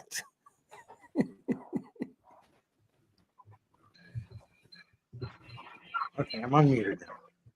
Yeah, for whatever reason, I'm still, like I said, the modem was right there, and I'm still running behind. So, It's StreamYard. yeah. So in looking for my pick 3 sheet, I had to go upstairs, and Kevin's aware, the layout of the intersection at my house. We live right on the corner. There's a 3-car accident right there with one of the cars on the side, up on the sidewalk. Oh my gosh. Ambulance, police. Did they get stuck in mud like mine? What's that? Did they get stuck in mud like my neighbors? Yeah. Yeah, this thing's stuck in the bushes. That's what I was going to say. Two accident or car related events with hosts today. Patrick, watch out if you step outside. It's too late. Earlier, if you saw me distracted looking out the window, yeah, there was fire trucks and ambulances racing down our road. So I don't know what happened. Oh, geez. So I better watch out if I step outside. I'm just going to bed after the show. Yeah, it's like if we wanted to leave right now, we couldn't. Wow. Oh, that bad. Jeez. Actually, we'd have to go up and around. Yeah. But yeah, it's right. It's crazy. Anyway. So anyway, let's get to what we have here. This week's pick 3. Here are 10 covers for both albums November 22nd. And we'll start off with Immortal X-Men number 17 from Mark Brooks. Carnage number 1, Paolo Secura. Ever since his Venom run, I haven't been able to say his name.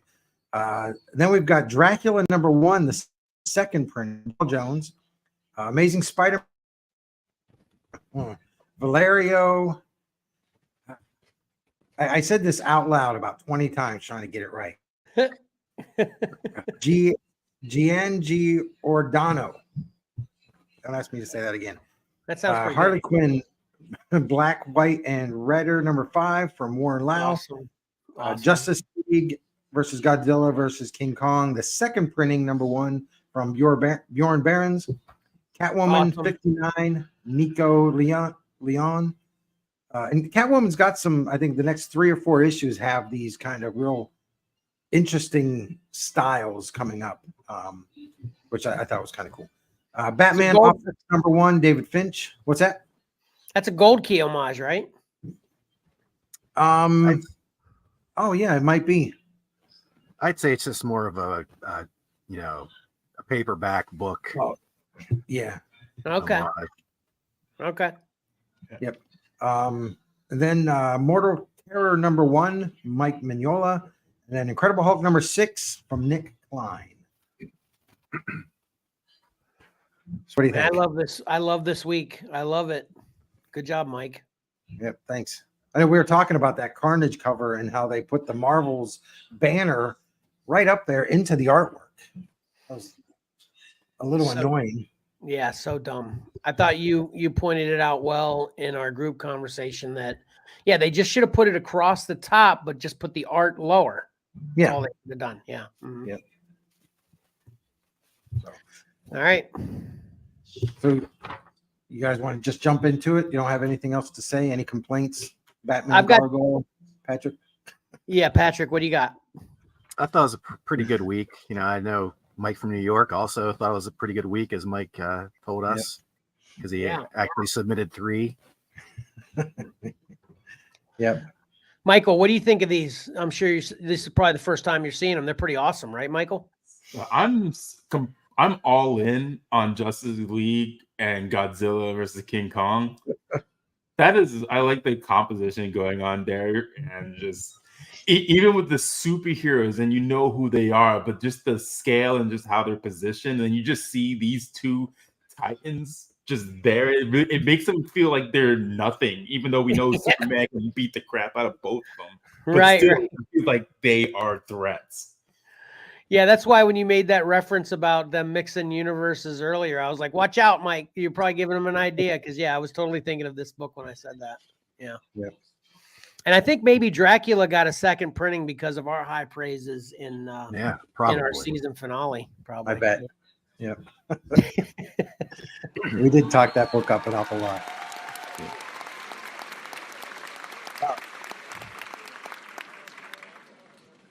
And just to get Karen's input on that Catwoman, do you like that Catwoman cover, Karen? Ruh-roh. She doesn't like it. Uh-oh. Well, look at the detail of her shadow, and her shadow is like Catwoman's silhouette. Yeah. The thing in her hair that makes it look like ears. I think it's little details like that. Plus, I love the look of the old pulp books.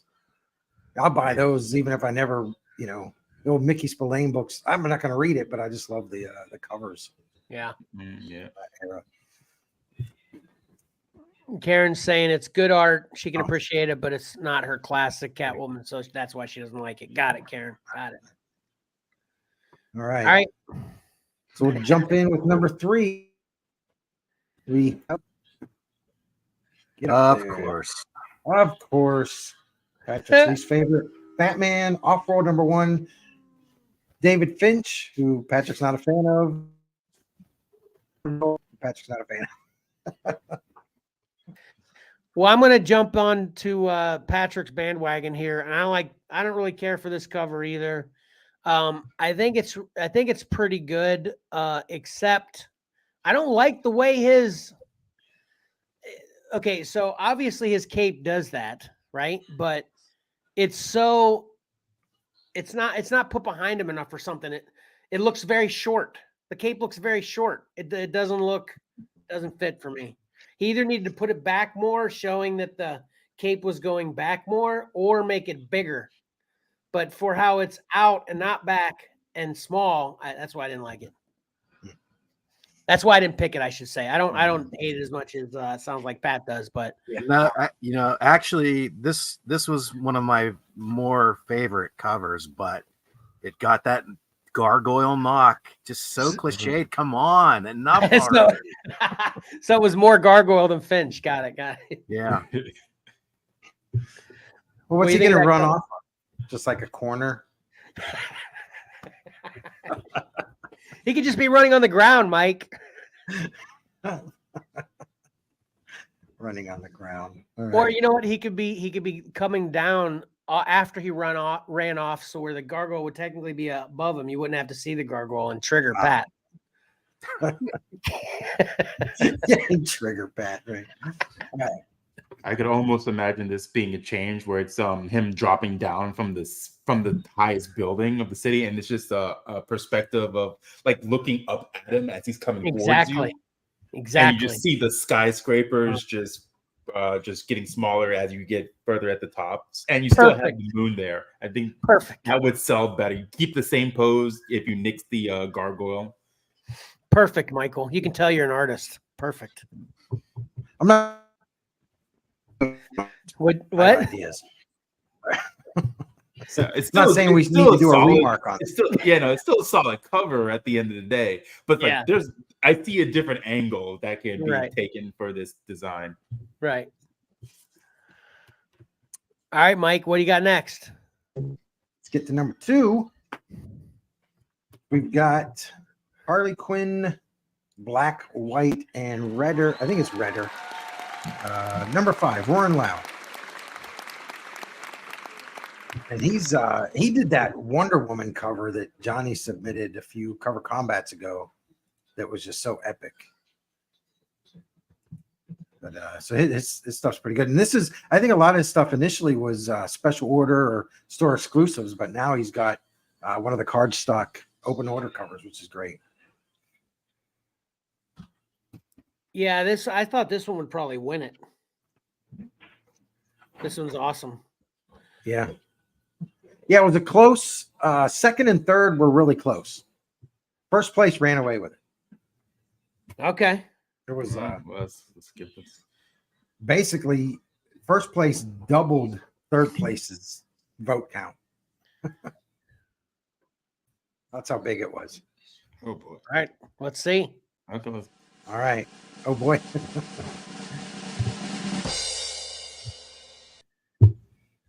There it is. Once again, I agree. we're going to hype Dracula number 1, Joelle Jones second printing.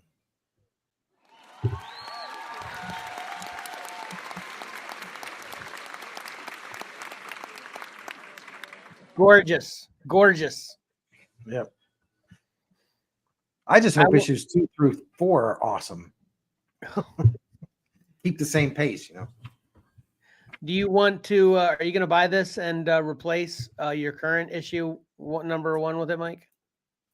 I did order this, but no, I'm not going to replace anything. You're just I'll going to have keep all- I'll have all Okay. 3 covers of number 1.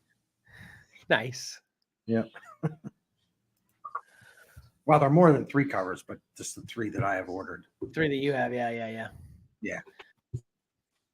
Well, they're definitely That's awesome. it. Yeah.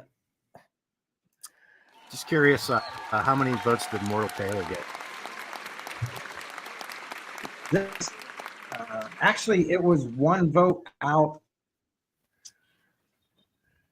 So it got 4 votes. Say it again. You were breaking up a Okay. little bit as far as what I could hear. What'd you say, Mike? Oh, it was one vote out of 4th or 3rd place. It got 4 votes. Okay. So yeah, I mean, I put that actually in my book. I think, did you highlight that a couple one of the previous previews, Patrick? I did not. But when I read it, I was like, that sounds familiar. I bet you Patrick talked about that. So I ordered that one. And that's the B cover. It's not even the A.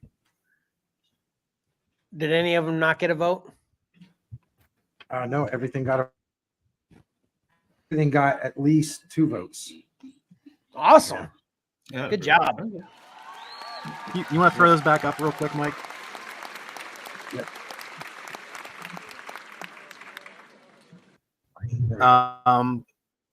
Just to comment on the Hulk cover, I really like that cover. I think we had talked about that one previously, so I'm surprised it didn't get a little bit more love.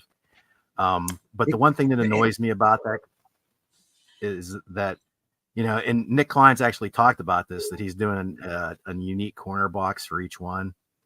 But, you know, it's so easy with today's technology.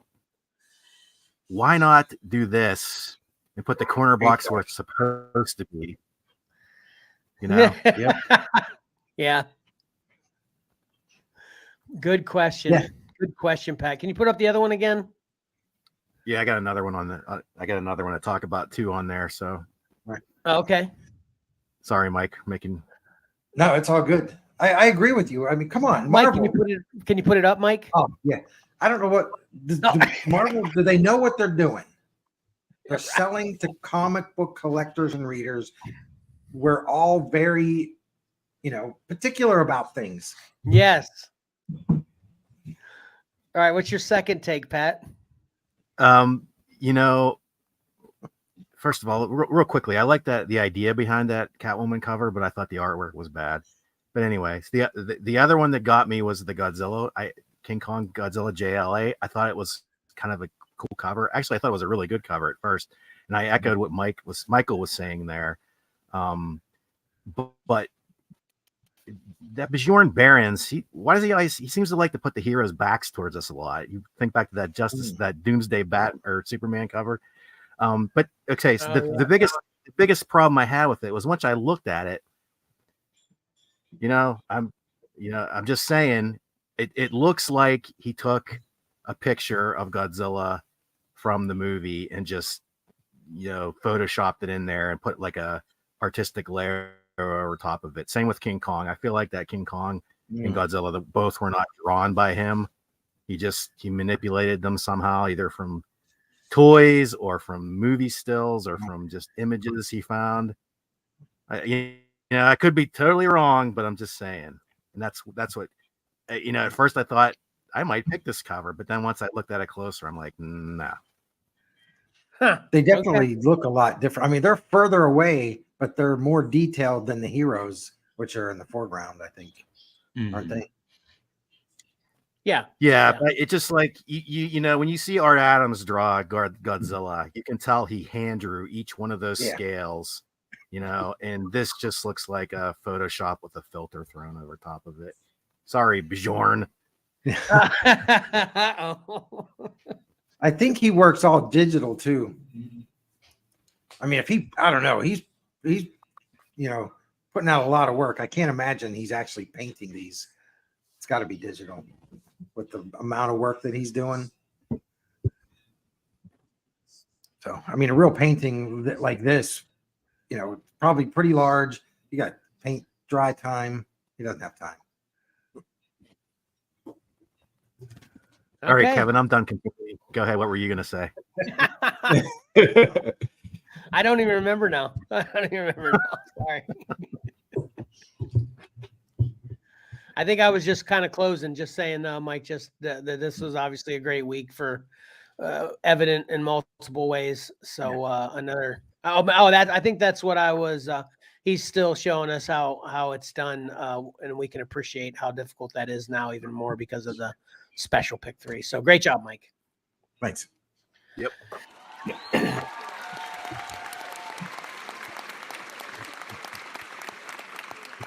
Every time I hear the studio audience, I feel compelled to clap myself, give a little golf clap. Do it. Yeah. I didn't even have to manipulate the screen this time.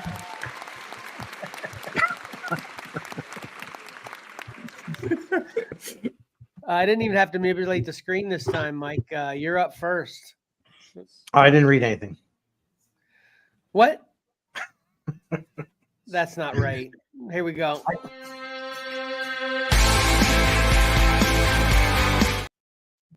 I butchered that too. Here we actually go. Wait, what was? Sorry.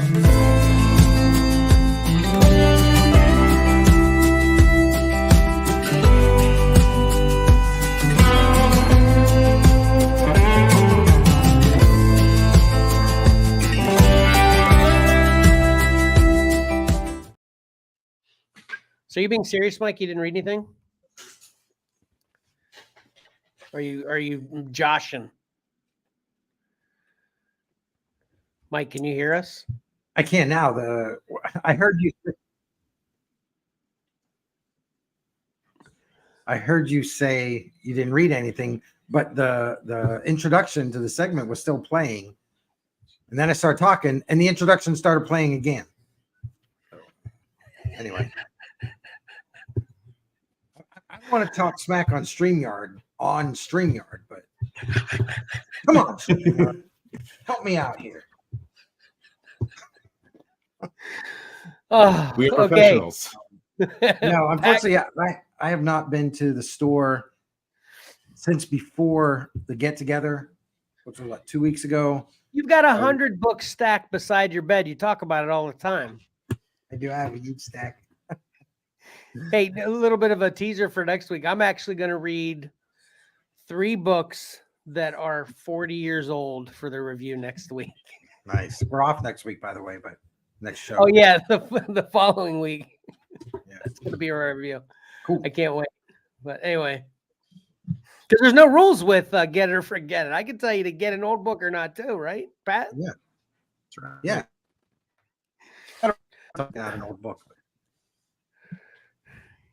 Didn't. Mike, your audio's wonky today too. You keep breaking in and out. You're not close enough to Talking your. like that on purpose. Yeah. Talking like that on purpose. Okay. Got it. Is this thing on? Yes, it is now. You just do the classic trying to get out of a video conference call from work. You just freeze frame. Kevin, I can still see the fan moving in the back of your. Oh, you did the same move. All right, I'm going to take this moment since Mike doesn't have a review to add something on real quick. I watched. I also watched the entire season of Band of Brothers. Did you guys watch that back in the day? Yes. More than I once. remember that. So I good. remember seeing it, but I don't remember about it. That's the thing. So good. Did you see that back in the day, Pat? Yes. That's frozen. Oh,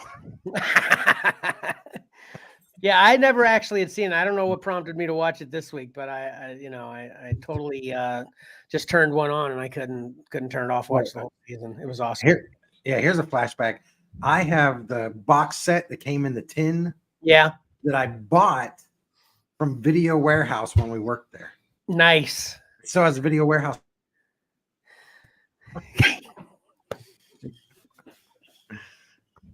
You got all wonky there too, but that was perfect. But still got the Video Warehouse sticker around the middle of it. Gotcha. Yeah. I actually mentioned that to Jesse because that's where me and Jesse met when we worked at Video Warehouse together. And I was like, remember that cool tin they had all of them in, and then we sold it. Yeah, I totally didn't remember. I wish I would have that you bought it, Mike. That's awesome. Hey, All remember right. when you set her arm on fire? I remember when I set her on fire. I set Jesse on fire at work, Pat. It was awesome. Like, we can laugh about it now. Yeah, you can laugh about it now. It was scary as heck at the time. I was the manager and she was just an employee. So there was all kinds of worries on my mind, but she was cool about it. And then I married her. So go figure. There you go. Yes. She got over it. Yeah, she did. All right, back to comic books. Yeah. And I'm glad we've talked about it so much because boom, I read Justice League versus Godzilla versus Kong. Wow. Thank goodness. Yeah, and I picked All right, this cover. I want to recede my previous statement. This is so much better. Right, I agree. I like that other cover. Sounds like better than Pat ultimately decided he did, but yeah, I definitely like this one better. This is the Matina variant. This is this is sick. Look how fast everybody looks. Yeah. He can draw people fast. Yeah. And I had to pick this. I had to read this as soon as I got an opportunity because I'm like, how the heck is this going to work? Isn't that what you're wondering, Michael? Not really. This is one of those. I'm not gonna worry about it. I'm not gonna think. I'm just gonna watch what happens and see how it plays out. Okay. I'm gonna turn my brain off. Well, hopefully we get a movie so you can do that. But anyway, so what happened? So anyway, this is part of the MonsterVerse, and this is, I guess, going to be a series of. They're bringing a whole bunch of monsters into the DC universe, and I'll explain how they're going to do that here shortly. But this is a 7-issue limited series, just with Godzilla and Kong, I guess. But we're gonna get more, and I don't exactly know how that's going to work. Have you heard anything about the MonsterVerse to kind of more accurately say what I'm trying to say, Pat? I have no idea how it ties in with DC, but they've been referring to it as the MonsterVerse in the movies and the TV show and things like that. Oh, okay. So this was written by Brian Buccellato, and the artist is Christian Duce. I don't know. Whenever I can't pronounce something specifically, I want to try to say it fancy like Duce, but it could just be Deuce. I don't know. It's. But anyway, basically what happens in this, which there's kind of actually a couple interesting things happening here.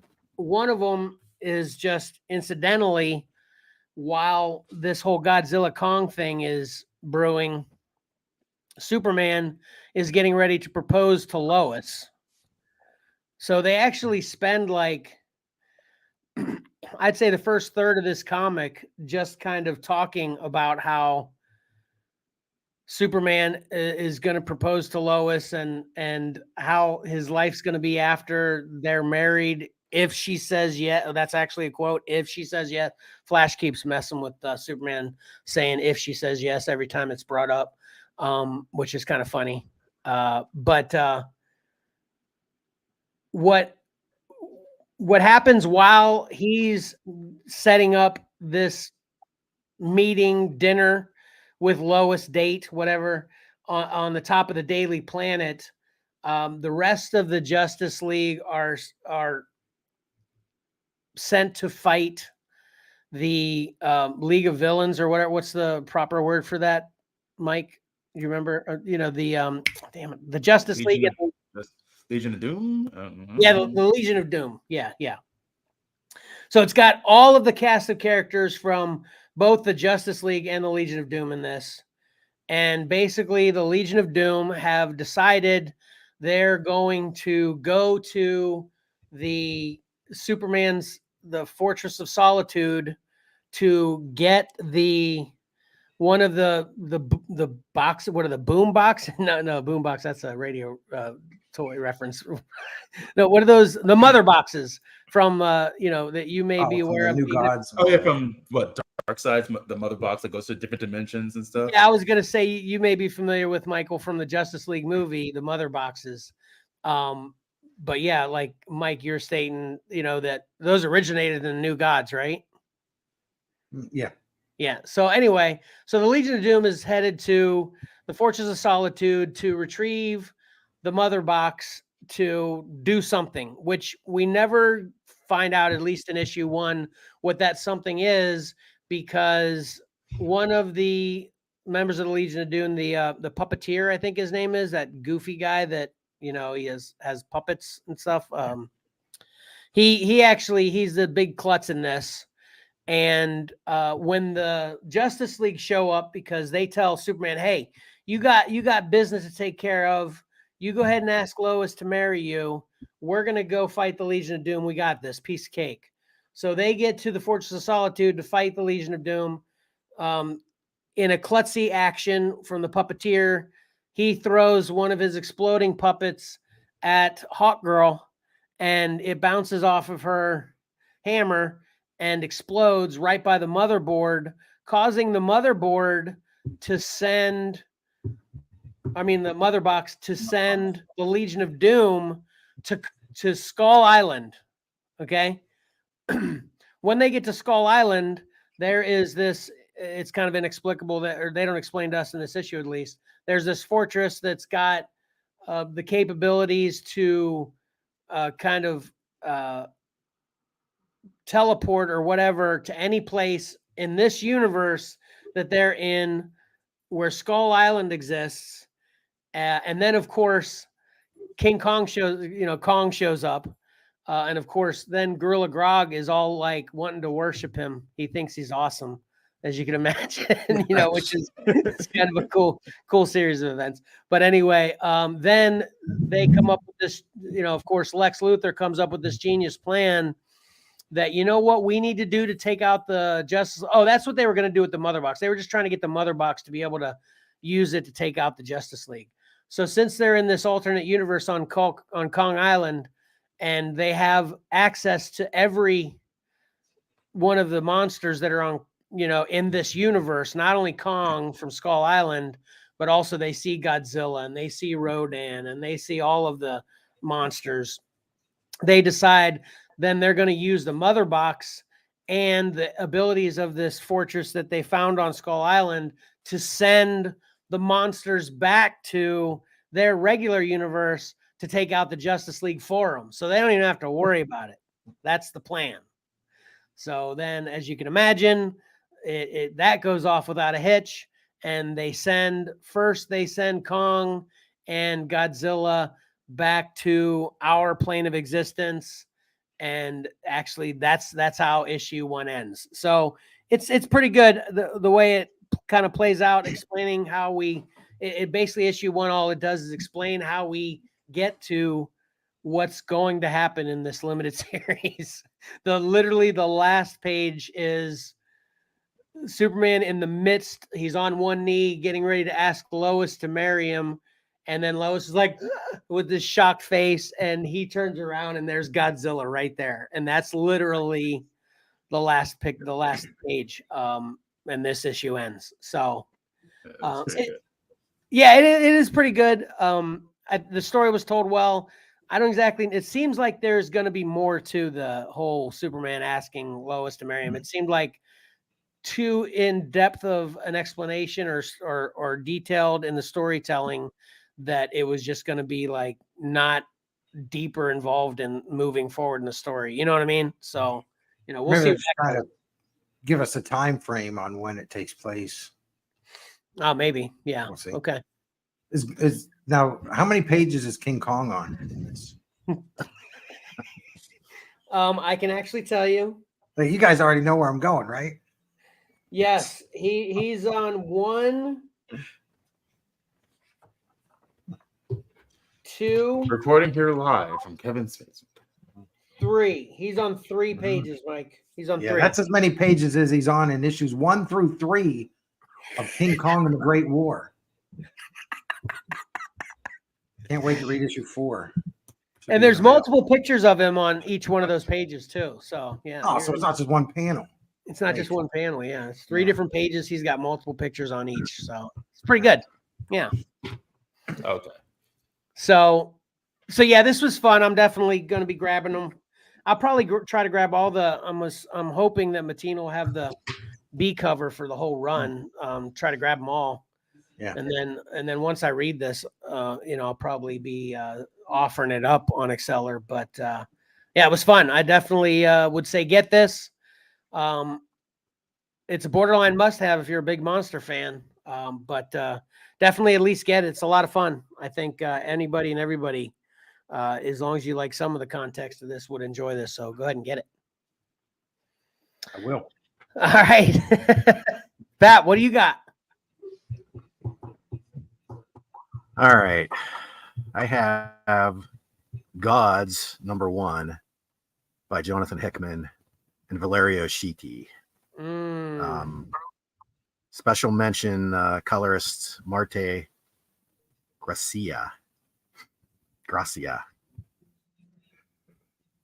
Why the Kevin? Why the I was very interested in this. I didn't actually eventually grab it. I'm interested in hear what you have to say because it seemed interesting, but I just ultimately didn't decide to get it. So we'll see. Yeah. Well, one of the deciding factors could possibly be the $10 cover price. Oh, maybe. I don't even think I got that far. It's 64 pages. Yeah. And side note, one of the funny things about this book is we mentioned it, I think, possibly on a previous preview, and you corrected me because I was I thought this was just Doctor Strange in the cover, and you kind of said, I think each issue is focusing on a different character or something like that. But apparently other people were confused too, as shown by this Scotty Young variant cover, where this young cosplayer thinks he's meeting up with Doctor Strange, and he's like, they go through a little bit of a dialogue there. Unfortunately, it's probably too hard to read. But yeah, obviously, at first glance, it kind of looks like Doctor Strange. Yeah, it does. Yep. It says his name is Win on the cover there. Yeah. Yep. His name is Win. W-Y-N.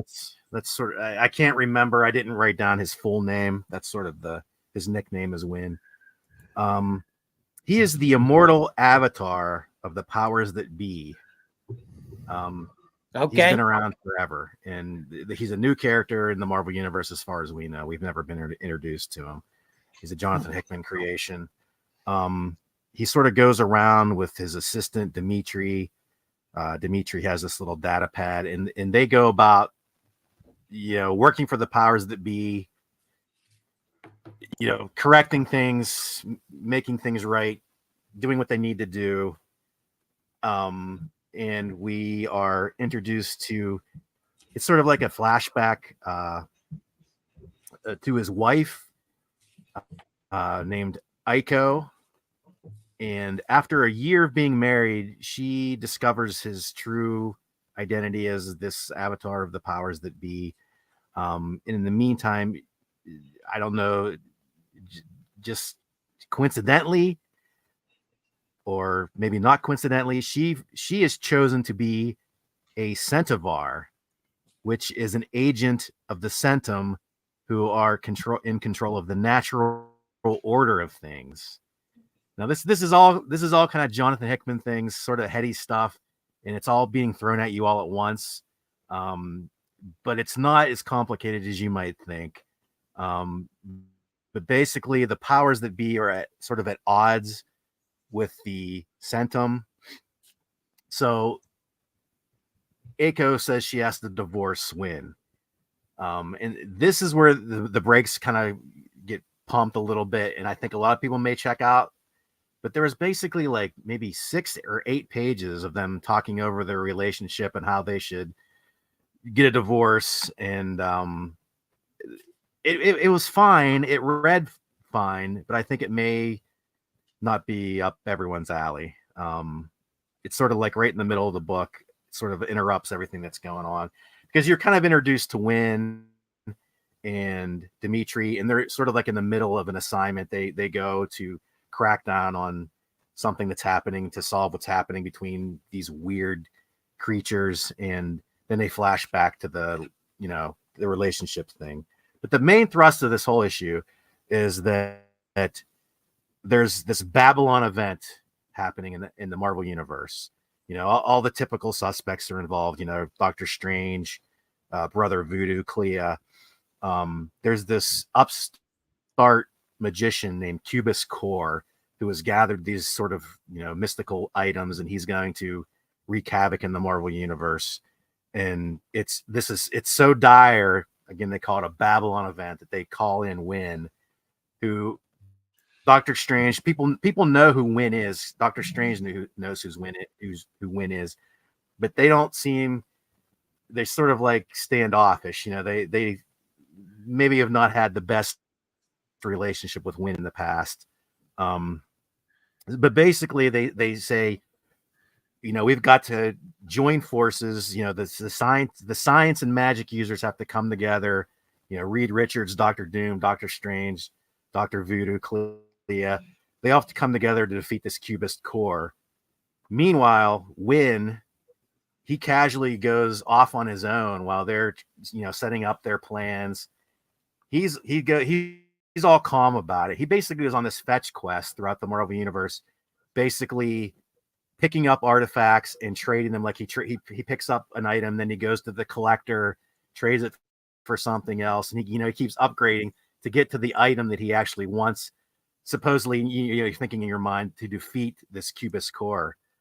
So basically, it cuts back and forth to the Marvel universe battling against this Cubist Core, cutting away to Win, just sort of meandering about trying to gather this thing up. Meanwhile, Dimitri's like, shouldn't we be back helping these guys out? And he's like, it's all good. We'll get to it. So basically in the end, he gathers these items, he defeats Cubist Core, and they're kind of wrapping things up, and he asked Doctor Strange, if Doctor Strange is good or evil, because he's been at this so long. He feels like the two sides have been sort of blurred. He thinks they're the good and the evil are more interested in the battles between them rather than truly good or evil. They're all about the battles in the moment. And he wonders if, he's sort of world weary over being this avatar for the powers that be. And he wonders, is it even worth it? It just seems like one thing after another, one battle after another. And basically his ex-wife Aiko comes up and gives him a kiss and says, thanks for saving our butts yet again. And it's sort of Win, sort of in retrospect, thinking, maybe it is worth it. Maybe it's about the little things, you know. Maybe this is worth it. He'll stick with it. I have no idea where this book is going. It was an interesting setup. They didn't really. It feels like they defeated the big villain, the Cubist core, but maybe they didn't. I don't know. So, but there's some phenomenal artwork by Valerio Schiti. I pulled a few pages. This is sort of in the beginning with Win and Dimitri sort of sussing out you see this fish-headed guy and this wolf-headed lady, and they have this big ball and they're kind of suckering people in and they're eating them, and you know, Win is like, no, this can't be happening, and they kind of, you get the idea that this is sort of the mission that Win and Dimitri go on, just to pull out a little bit of the artwork. And then it gets to the gathering of, you know, all the magical and science guys of the Marvel Universe in this Library of Worlds, which is in a portal in Doctor Strange's Sanctum Sanctorum. And another panel here is when they're, you know, started getting their act together and getting ready to plan. But the artwork is super, super nice. The coloring, like I mentioned, it needed a special mention because it doesn't really show off too much in these pages, but the coloring is just very complimentary and spectacular into Valerio Schiti's artwork. It's, you know, I know this is a strong get it for me, even though I don't know where things are going. I'm on board. I'm on board with Jonathan Hickman's stuff. I know people feel a little bit burned on him from the X-Men thing, but I feel like that wasn't entirely his fault. He had an idea, and Marvel wanted to stretch it out and kind of mess things up. So I think this is like a 4 or 5 issue series. So I'm willing. Obviously, this is planned out, and there's a beginning, middle, and end. I'm totally on board for it. I think it's worth checking out. Although the high price tag definitely was going to scare some people off. It's that's kind of a hard ask for people jumping into a brand new book right off the bat with a $10 book. So perhaps you wait until it's collected and get the whole story all at once. That may be my recommendation. But it's definitely very interesting, great artwork, and I'll be sticking around for the rest of the series. Do we know if issues 2, 3, and 4 are $10 a piece, or was it just issue? That's a good 1? question. But yeah, I'm not entirely sure. Let's see.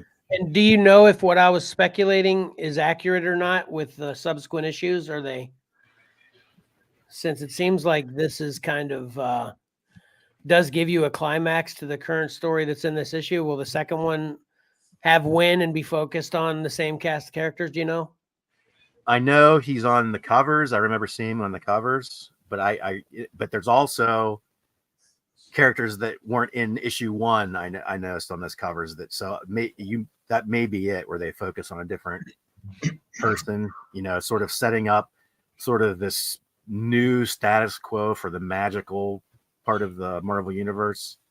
I really don't know. It's sort of you're left to kind of discover. I don't think I've read too much into the previews of the upcoming issues, so it's probably that's sometimes a good thing, sometimes a bad thing. But yeah, interesting. Yep. Yeah, it looks like issue 3 is $4.99. I imagine 2 is probably the same. Yeah, $4.99. So it looks like they come back down to the standard cover price. okay, Which is still ridiculous. Yeah, it sure is. I'll give one comment on this new $4.99 ridiculous cover price is that they seem to have upped their cover and interior paper quality. Yeah. I don't know if that's worth the extra buck, but So they're forcing us to pay the extra buck for a prestige format, kind of, basically. no, not even that. They're finally a little bit above the Bounty 2-ply, right. You know, that they were printing on like a year and a half ago. If you remember, those covers were so thin, it was like tissue paper. Yeah. So they're kind of back up to where they should be. I don't know. Yeah, Gotcha. Kit God's number one, the quicker picker upper, right? No, this one's good. He's saying, but yeah, gotcha. Yeah. I noticed the it with quality. Spider-Man, because we were talking about the price of Spider-Man increasing, and I was reading that arc, with Mary Jane coming back, and I noticed right when they were switching over to the $4.99 that the cover got better, So I don't know. Yeah. We've had the lesser quality paper for so long. I'd rather just stick with $3.99 and get the trash paper. Yeah. It looks like Win returns in issue 4. That's just based on the cover. Yeah.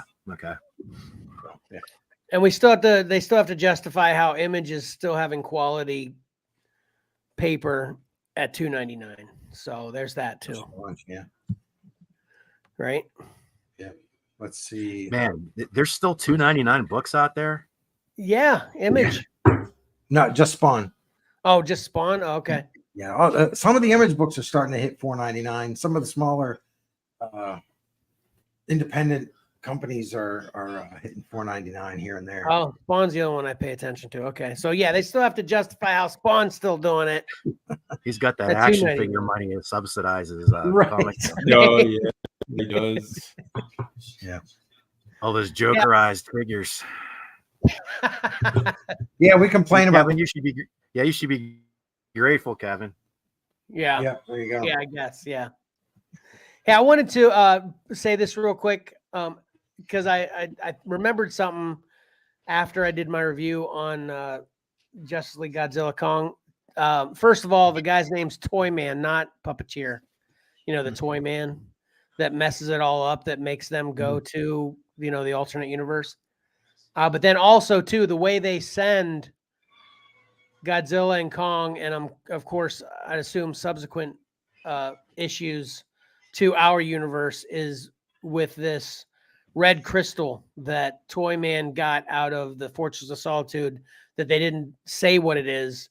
And while the Toy Man is holding it, he actually just wishes that all the monsters would go to destroy the Justice League. So that's it's not to do with the mother box. So I just wanted to correct myself on the way they get to the alternate universe is with an events with the mother box, but the way they send the monsters to our universe has to do with this red ruby that they didn't say what it is. So anyway, I just want to correct myself on that. I knew the Puppeteer. I think the Puppeteer was the variant cover artist, actually. Okay, right. Yeah, Puppeteer. Yeah, Puppeteer. Yeah, gotcha. Puppeteer Lee. I knew I heard that word somewhere. Exactly. All right, awesome. Just to let you know, we have lost Karen. She had to go. So just like previous shows, we are losing people as we go along. Let's hope the show doesn't reflect that. Are you ready, Pat? I'm glad yours is next because yours is usually perfection. Okay. No pressure.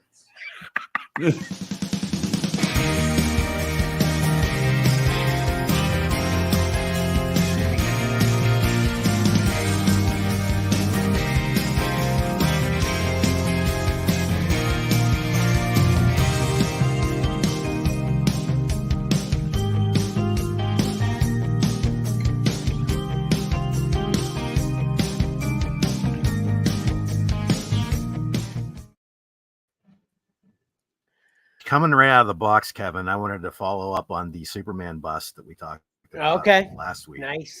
You were wondering about the shot from the rear to see what his cape looked like, right? Yes. What's going on here? Yeah, no, my thing's all jacked up. Heck. I'm not touching anything. It's not me. There he was. Oh, he was there for a minute. Second.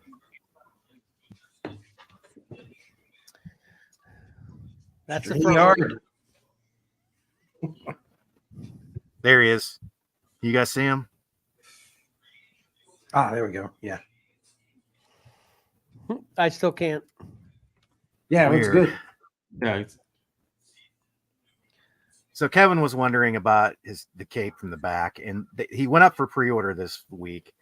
They had multitudes of pictures, different shots, different angles. Guess what? Nothing from the rear. Oh, it's odd, right? It is odd. Anyway, so let's start with some McFarlane. These two are Target exclusives, from the DC Multiverse line, 25 bucks. There's Animal Man looking very Brian Bolinish, in my opinion. Yeah, that looks great. These are early, so there no package shots. I don't know if he's going to come with extra different animal arm attachments, leg attachments. I don't know. He's pretty neat looking. Yeah. And the other one is Red Tornado. Oh man, that looks good. Okay. So these Do you know if that actually attachment is actually attached to his feet, or can you will he come out of that? I'm imagining he's detachable. I think it's just Yeah, I feel like that's an accessory that goes along with it for display or how you want to. That's cool. It's cool. These guys actually I think were available to talk about last week, but they went up for pre-order this week. More McFarlane. Let's start with Green Lantern Batman. Oh man. What the heck? Was that from the Dark Knight's metal stuff? I don't know. I think that's Dark Knight's metal. Let me look it up. Go ahead, continue. I think he looks dumb. We also Superman and Crypto. Superman looks huge. Yes, he's a very beefy Superman. More jacked than you used It's to like see. he's wearing one of those muscle suits, Yeah. like the guys from Saturday Night Live. He didn't need bigger muscles. Come on. They were fine the way they were, and he could do anything with them. So it seems odd. It is odd, I feel. It's sort of like I think they kind of talked about him as like the rebirth Superman when he first came back. He's got the longer hair. I don't know though. And if the beefy Superman wasn't odd enough for you, we got Captain Carrot. All right. I love that Captain Carrot. Just because Actually, I don't this know anything feels about it. less odd. Here we are, bunnies. What are they doing with the bunnies? Leave the bunnies. No. Oh, that's right. Full circle. Is Captain Carrot a good guy? He is a good guy, yes. He looks kind of menacing. He's leader of the Zoo Crew. Oh my gosh. That's actually a cool action figure though. Well, because McFarlane's going to McFarlane, let's make these a little less cool. These are like Chase variants in this assortment. We'll go back to Batman. Why would I want to chase this, Pat? Pat, why do I want to chase this? I don't know. For the accessories to swap in for the other Batman. Okay, Oh. fair, Michael. Yeah. Well, things are only going to get worse from here, Kevin. Captain Carrot's not so bad. The variant of Captain Carrot is sort of more like his classic original look. We can go back and forth between the two. Okay. Mm-hmm. This new version of this new version of Captain Carrot is like more realistic looking. The original was more cartoony version, so that's what they're kind of doing with the repaint. And here is the Superman and Crypto variant for your viewing pleasure. Oh, God. He got sick, and not in a good way. Crypto, I want to be sick. No. Pat. Put that away. Can you go back to the speaking of green, can you go back to the Green Lantern Batman? Yeah, it's not the same. This is the Dawnbreaker from Dark Knight's Metal. Okay. That's what I thought they were getting at, but maybe I don't know. All right, I don't know. Pat, Superman's green version, Kryptonite is bad for Superman. So why would you want to Kryptonite Superman? Does it glow in the dark? Maybe. I don't know. It's dumb. It's dumb. Yeah. Oh, it's Jokerized. Sorry. Okay, I'll stop. No, Don't even. yeah, it's not Jokerized, but yeah, it's. I don't know. Ugh, dumb. I don't like If it. you, you'll be fighting everyone to get them because they're chase figures. So get out Oh there my early. God. And get out there They can often win looking that for them. Some more McFarlane. I don't know if you guys, maybe your kids. I know one of my son at one time was interested. They had an assortment of Demon Slayer figures. Yeah, my kids would totally dig those. Oh, Yep. cool. They started with that. Nice. There's 3 of them in this wave. Nice. Did McFarlane Toys just get Demon Slayer, or haven't you shown us other Demon Slayer McFarlane toys? I am not 100% on that. I don't know. I feel like this is probably the first ones because I think isn't this the main character right here? Oh yeah, Yeah, it is. Yeah. Lexi's So love it. and one more McFarlane item. Kevin, you probably saw him. He's a deluxe figure. That's King Spawn. Jeez. Yeah. He's a $50 figure. It comes with lots of extras, his big, huge wings and little demons. Yeah. And It's a awesome. lot of guns. Look at all those guns. That's awesome.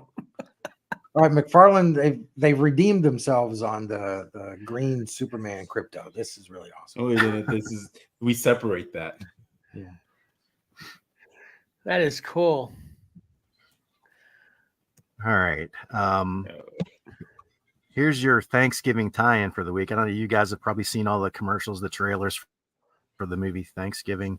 Yeah. Here's NECA and their John Carver figure, the creepy pilgrim masked antagonist from the movie. You know what my first thought was when I saw these trailers and everything? Like, what took them so long? I mean, what? This seemed like such an obvious thing, right? I'm like, why did this take so long to happen? I mean, having a pilgrim going around murdering people for horror flicks for Thanksgiving seems like such a no-brainer. How did it take forever to get here finally, right? Well, I don't know. When I saw the ad, I felt like I was just watching the ad for The Purge. Right, Yeah. exactly. Yeah. But he's cool. Yeah, and He this, if you don't remember that, the Thanksgiving, it was a fake trailer in the Grindhouse movie from man, how long has that been? 20 years? Oh, jeez. 15? Is that the Tarantino Grindhouse stuff? Yeah. Yes. Yep. And he's got a V some for more Vendetta shots. mask on, right? That's what his face mask is, right? It's actually like Almost. a pilgrim. Yeah. Well, I It's got mean, that in V the, for in Vendetta the look, movie, but yeah, it's- like, yeah. oh, that's actually a pilgrim mask. I thought it was just an incorporation of the V for Vendetta mask, whatever that is, with a pilgrim hat, But yeah, it looks like it's a actually little different. Yeah, a Yep. little different. It looks like there's 2 A versions little of bit it for column some A, a reason. little bit column B put together. Right. So that's your typical $35 NECA figure. And then we don't have a price on this because they haven't put up for pre-order, but they showed the shots. We're going high end to finish it off, and that's the Hot Toys Ahsoka Tano figure. Oh, This is what they call, Ahsoka the White, sort of that, white version of her outfit. They've released previous, here we go.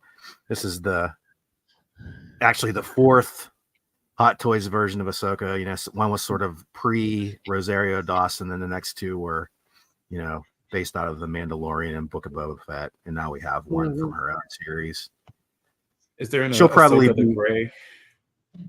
No, I guess you could probably consider one of these the gray, but that's where she kind of got that unofficial name, I believe, Michael. Mhm. And we'll go through a couple shots.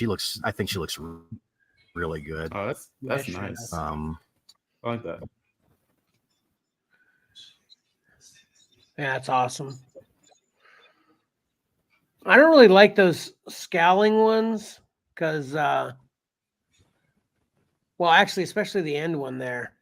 She looks too wrinkly. It's like she's not only scowling, but she's old, Mm. You know what I'm saying? You see it in her nose and the crow's feet and Yeah. stuff. You know, Yeah. it's like too wrinkly. There she is with Sabine, which I'm sure Sabine's coming. Awesome. Talking about the better articulated legs on this figure. And there's the final shot of everything she comes with, LED lightsabers, the base, the different hands. So yeah. Yeah, the LED lightsabers really set it off. They do. Very cool. It's a good one. All right. Yeah, well, that's it. There wasn't much, but as the week went on, I was scraping some out of there, and I come up with a few. So that's it for this week. Well, The only one. Oh, go ahead. Sorry. No, sorry, Mike. Go ahead. I was gonna say, the only one I'm going to be able to afford is going to be the green Superman on the end cap at Target because it's discounted. Well, Pat, that was perfect timing to have not so long of collectibles on the horizon, though, since we've got other things going on this episode. I think it's a perfect timing for Mike not to have read a book, you to have a little bit of a shorter collectible, and me to only have reviewed 2 things. So it's been perfect. Yeah. Yep. It was planned that way, though, right? Yeah. I think so. You guys planned it like that. I did. Yeah, it's our thing. We look like we don't know what we're doing, but it's all pre-planned. Don't know what we're doing. Right. All right, but I'm excited about this. It's been too long. Yep. Yeah, this is a first. As I was mentioning to Michael, that I'd have his own segment ready by the next time he came back, and here we are. Y'all ready? Yep. Yes. All right, here we go.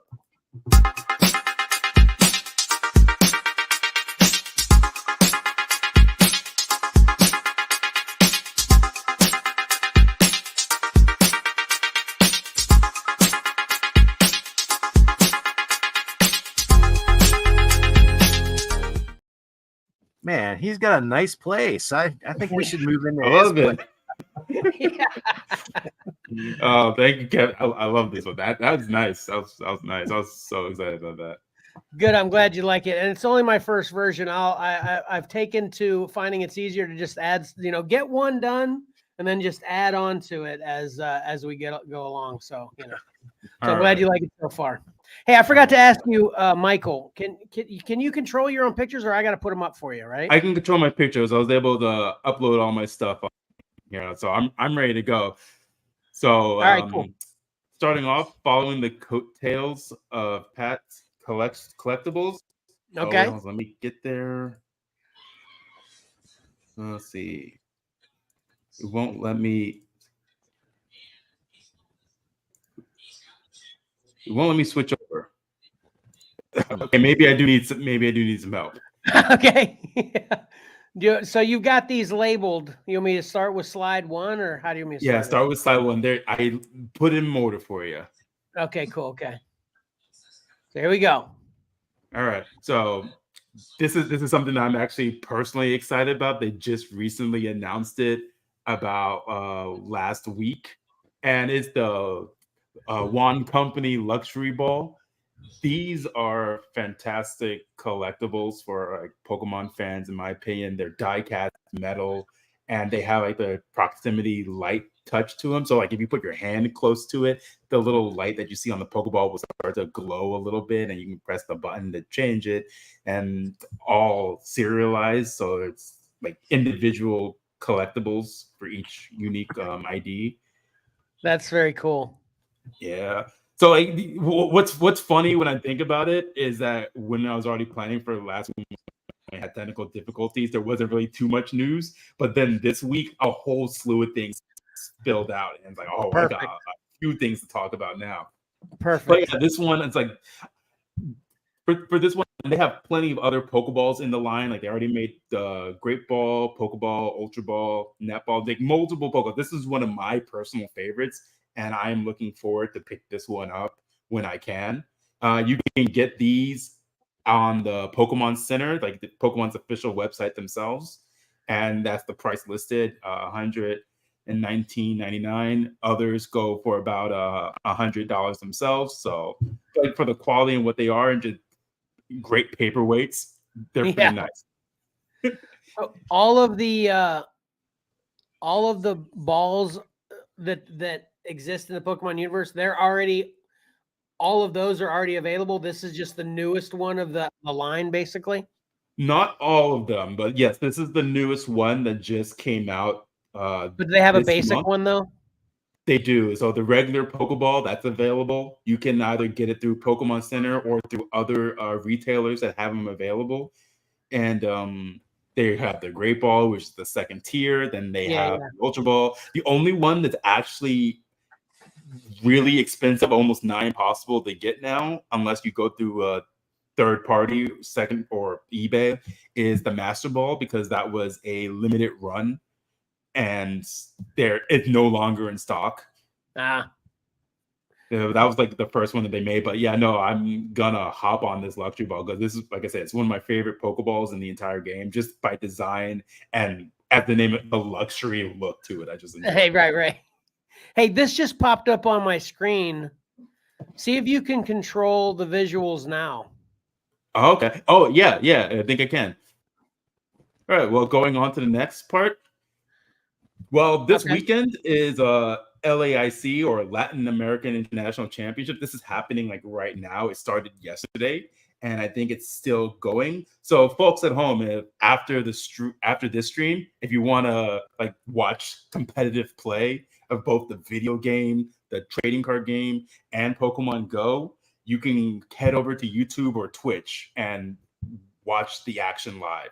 Awesome. What I got here is promos. So if you play Pokemon Live, the TCG clients for playing on your mobile device or on the computer, here's a code to get a free Iron Valiant EX.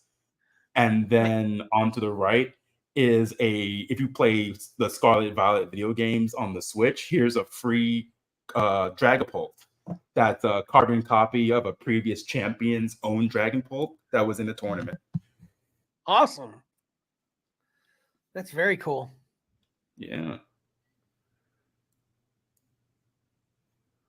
Up over here. Wait, no, I skipped one. I knew something was odd. So 2 weeks ago was the release of Paradox Rift, the newest Pokemon set, which is a feature of Pokemon from the past and Pokemon from the future. The best way to describe it, if you don't know what it is like, say you have Jurassic Park, you have the dinosaurs, which are the ancient Pokemon, and then you have the future being the Terminators, and they're brought together into this one part of the game.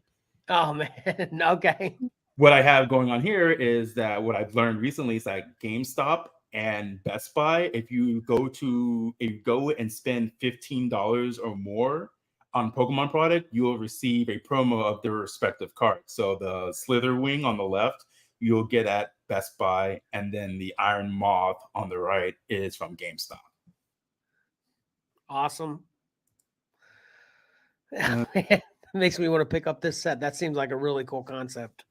Yeah, it's pretty fun, and like that's what's actually being played with this weekend, because these cards have become tournament legal for competitive play. So they've been popping up. Not these guys specifically, but the new cards from that set. Let's see. On to the next one. The Indigo Disc. If you play the Scarlet Violet video games, the second half of the DLC will be showing up soon, December 12th.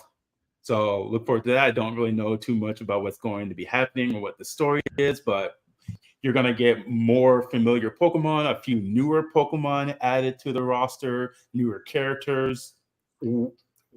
Just newer game. It's just DLC at the end of the day. Yeah.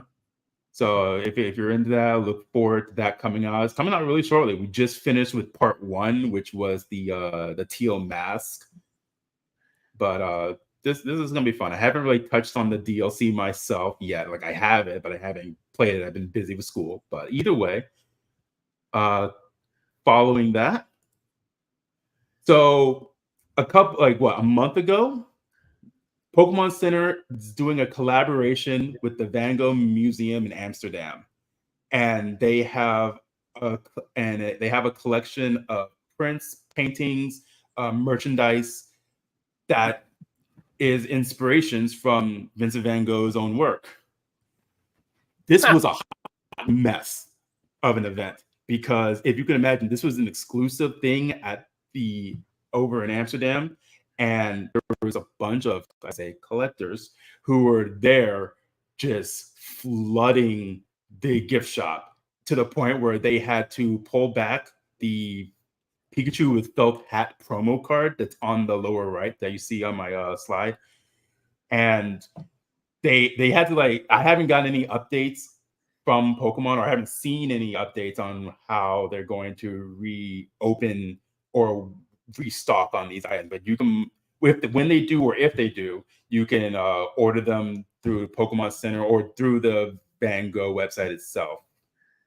But that's when they decide to get that cleaned up. Yeah, no, it was not pretty. It did not look like a good time. You could find this Pikachu with a felt hat card going for almost like $150 upward. Jeez. Just because just everybody just flooded in, took it, and then reselling it on the market. Yeah, sometimes they are not prepared for how awesome something's going to be and how much people will want it out the gate. It's crazy. Yeah, that's what a lot of us in the community were saying when we saw this, like, oh, this is going to end bad. And we were right. We were unfortunately correct. Yeah. But yeah, no, those like, are this really is like, cool this though. is All pretty those are neat. really cool. Yeah, these are neat. I like the Smeargle one. That's one of my favorite Pokemon in the game. Because he's just a dog with a paintbrush for a tail, and I do art and stuff. Yeah. But tying into that, art related, Pokemon is hosting an illustration contest. To my artists out there, if you want to have a chance in having your work on an actual Pokemon card, this is the opportunity. They did one last year, and they're doing it again. It runs until January 31st. And the theme is Magic Moment. So that's what you got to keep in mind. There's more rules and instructions on the official website that you can look up. All countries countries that are listed: Japan, US, the UK. If my brothers from across the pond, if you were interested, didn't know about this happening, well, here you are. Here are the Pokemon that you can select from. There's a total of 10 of them, and you're allowed to do a maximum of 3 submissions. So you can do 3 Pikachu artworks, or you can do 2 Pikachus, 1 Charizard, or you can do Pikachu, Eevee, Bidoof. I don't know. Just take your pick on what you want to do. That's very awesome. That's awesome. Are you going to do it? Oh yeah, I've already started on one. I chose the Flygon right here, the green dragon. I already got some discussion stuff, but as a note, as a warning, if you do decide to do this, anyone at home decides to do this, don't publicize your information or the picture yourself out on social media, because it will not qualify. They will only accept works that are that hasn't been submitted to any other avenue. So you don't post it on Twitter, don't put it on Instagram. You can share amongst your friends and stuff. Just do not actually post it online, just to save yourself a headache. And again, there are some guidelines and rules, but it's a whole PDF. So take some time to look at what's required, even like the dimensions. Don't just make a big vertical piece when it actually should be horizontal. Okay. Yeah, that makes sense, because they probably want to use the heck out of whoever eventually wins. So they got to make sure it's fresh. They control the imaging. Yeah, they got to make sure that it can fit on an actual card. Like they got to get the frame. The image is going to fit on one of these. So you got to keep that in mind. Whoever wins actually gets cards made out of it too. Okay, that's very cool. The actual cards. And there's pricing too. There's not only just the not only is your card going to get printed, but there's monetary incentive too. Where let me see where I could find that. So let's see. The grand prize is $5,000. Second place for the standard card and best EX card. So that's something I almost forgot.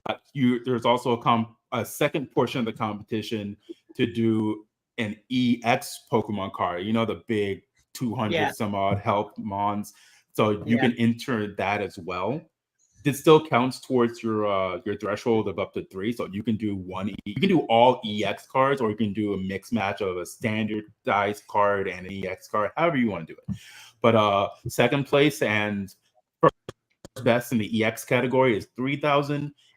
First runner up is 1,000, which is the top 6, and then top 15 or so, which would be judge awards, I guess, like honorable mentions in a way, not only just runner-ups, but like judges like it, regardless of how well it did compared to everyone else, but like they still love the work. It's $500. It's very cool. This is a perfect way to do it. You know, you get other people to enter their stuff for the, you know, for the prize money and whatever publicity of their own art, but then Pokemon's gonna run with it and make all kinds of money on whatever eventually wins. You know, it's a perfect way to do things, right? Yeah, most definitely. And another thing I just remembered about this when I was talking about the prize money. So you know, like the World Championships and all these events or whatnot for people who participate, like it's not just bragging rights. There's actually money involved. Yeah. Well, this year they almost doubled the prize that you would receive for entering these events. Like if you win, like last year's World Championships was about $25,000 for first place. It's about $50,000 now. Jeez. And also the rewards for just participating have increased. So if you just go, like I said, LAIC is happening right now, like the actual championships. If you win half of your games, at least on day one, like there was a player who went 5-4, which is not a great record. Like they won 5 games, they lost 4 games. So like 50-50. But they get 60 championship points. Well, what does that mean? Championship points. It's like those are the points necessary to qualify to go to the World Championships. Certain age divisions or locations around the world have a threshold they need to meet.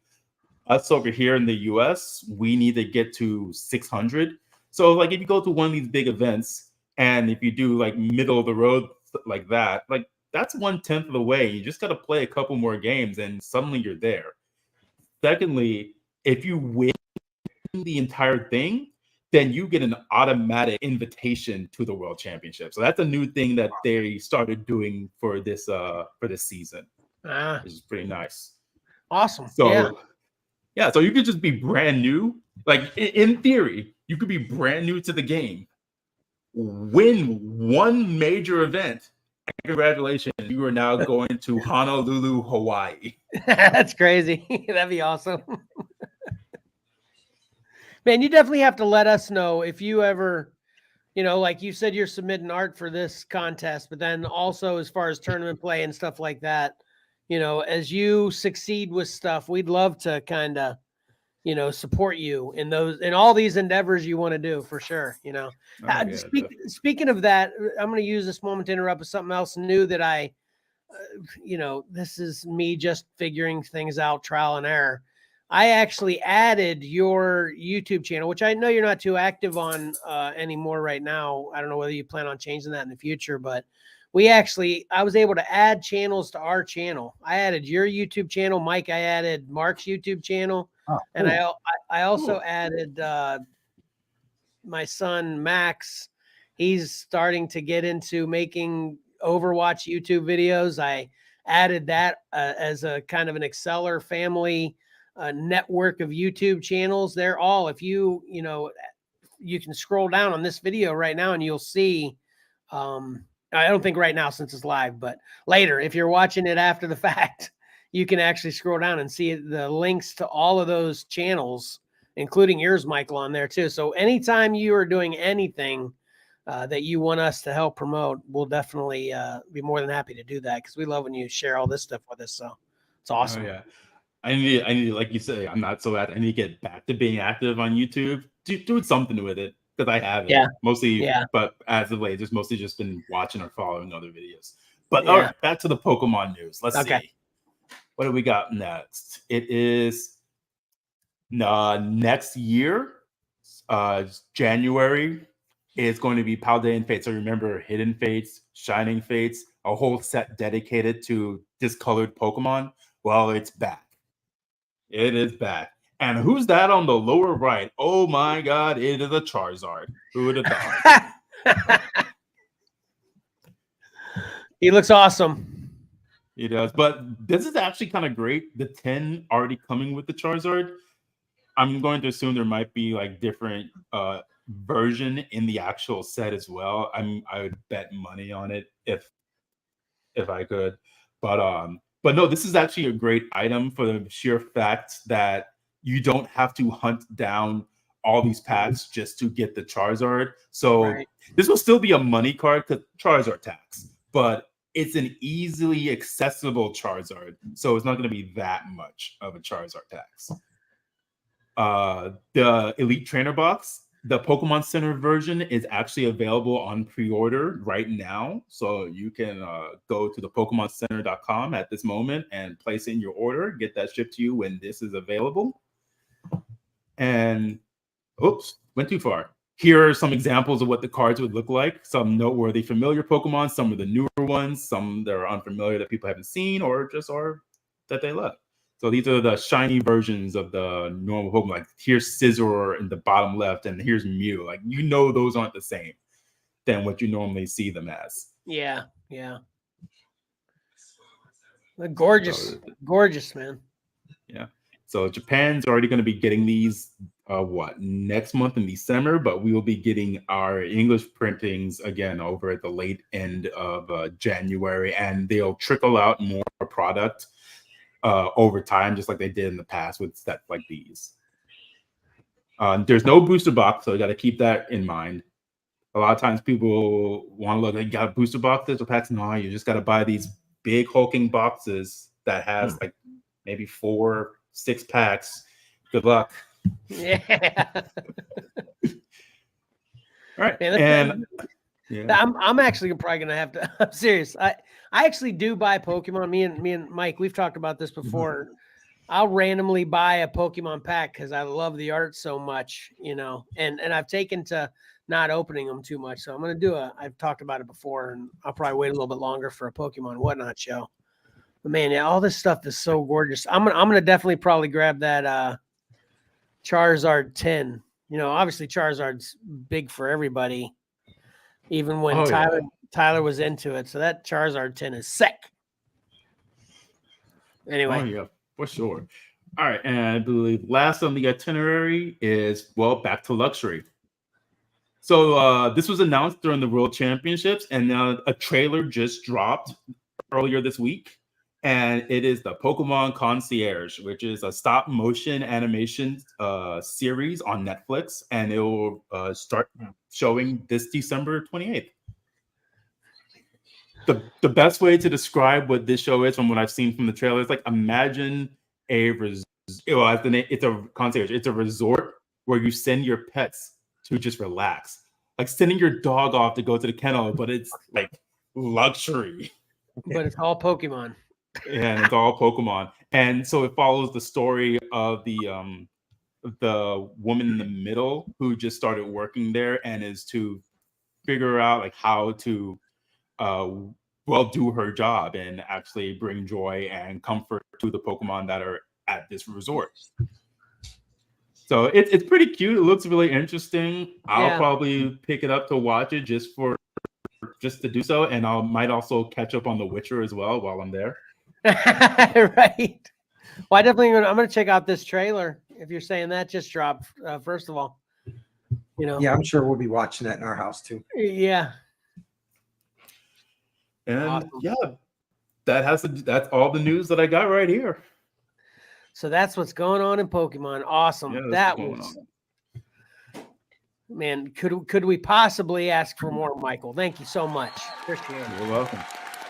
Listen, last time you were on, and then every time I would go somewhere and I would see him, I'd buy a pack. Yeah, exactly. Next week I'd buy another pack. I think I have probably like 15 packs. I don't even remember what set it was, but I would just anytime I see him, and that's gonna happen again. Like this new stuff, I'm gonna see it. Oh, I'll just buy another pack. Just grab code. No. In some cases, that's what you could do, or just all you have to do. And like Kevin says, like, don't resist the urge to open where you can sometimes. Yeah. I'm like, me personally, I don't really hold on to sealed product, or I don't naturally hold on to sealed product. But as of recently, since like the move coming down here to Georgia and all that, and the space and the time, it's like I don't have all the time to be like opening and then storing all these cards away. I have a whole case. Actually, I have 2 cases of one being not Paradox Rift, Paldea Evolved, which is the set prior to Paradox Rift, and then Lost Origins. For context, a case is 6 booster boxes. A booster box is 36 packs. Jeez. You just got a case chilling in your closet or whatever. Yeah, I do, but it's just like I would like to open it, but I'm actually, it's not a matter of like trying to hold on to the value and then watch it appreciate. It's more of a mind like, I don't care to open this right now. I don't desire to open this, not for monetary gains. I just don't want to open it. And then hopefully someday that'll pay off in the future for you. Yeah, that's like, yeah, part of it is just like, oh, I already have a decent amount of cards that I need if I want to play the game. So I just happen to have the box, just to have the box at that point now. Yeah. You know, just to throw this out there right now, like I keep saying, you know, I want to have a Whatnot Pokemon show, and I actually have a lot of inventory that I could probably do that soon. I don't know what your schedule is like, but you know what? We should probably, if you'd be willing, I need to figure out how I can actually dual stream with somebody during my Whatnot show. And I've talked about doing that with comics with Mike and Tyler. Once I figure that out, it'd be great if you'd be willing and able, Michael, to, you know, when we have you on for what's going on with Pokemon, also maybe the Whatnot show for that week being, if you dual stream with me, because if I have a Whatnot show, all I'm going to be doing is just showing cards and reading the card and talk. You know, it's going to be kind of, for lack of a better way to describe it, lame to like hardcore collectors. But if you were there to be able to actually have some input and make it interesting, it'd be much better if you'd be willing to do that. I don't know whether your time would allow it. I usually do that in the evening, you know, so we should talk about that after. Yeah, we can possibly workshop something. My time at this moment, I'm on break, but I mean, like with class coming forward later on, like things get hectic or time gets very, I lose track of time or time lose track of me. So right.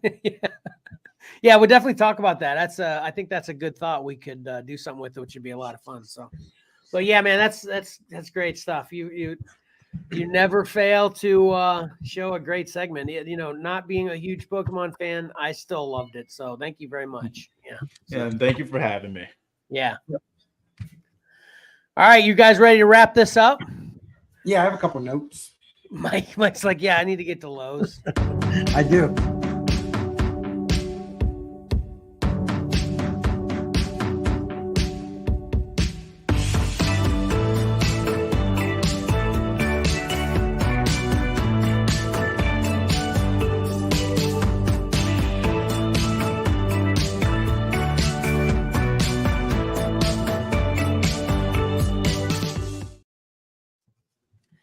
I'll start off with just saying, seems like fantasy and you know, sorcery and such big theme on the show today. So definitely make sure you check out Comics and Collectibles and Crawl Space for all your fantasy and sorcery updates. Yeah. I've got Moon Trivia is fun. Yeah. Yes. To fans who complain about unnecessary variant action figures, Todd McFarlane says, "Hold my Jokerized beer." Yeah. Michael, you got one? Everything is chrome in the future. Right. Okay. Got it. Don't ever mistake Win or don't ever mistake Doctor Strange for Win. You might just pay for it. Mm-hmm. Yeah. Literally $5. No, $10, right? $10. Yeah, $10. Right. Figuratively and literally, right? Mike, we are 238 8,900 miles from the moon. Wow. Nice job, Mike. Thanks. That was fun. Pat, Well, thanks to Michael, we found out that being an employee of the Van Gogh Museum is not as easy as it might seem.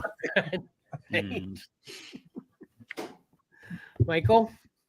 There are gods among men, and then there are monsters among gods. Yes, very nice, man. Never underestimate any made for cable streaming, whatever show to completely take out the character that the show is named out of any single episode. They'll just do it anytime they want. Be prepared, no matter what you're watching. Yep. And kind of to piggyback on that, for those wondering, this is the order that you watch The Witcher. Okay. Season 1, Season 2, Episode 5, Episode 6. There you go. I thought rabbits multiplied in the spring, not the winter. Yeah.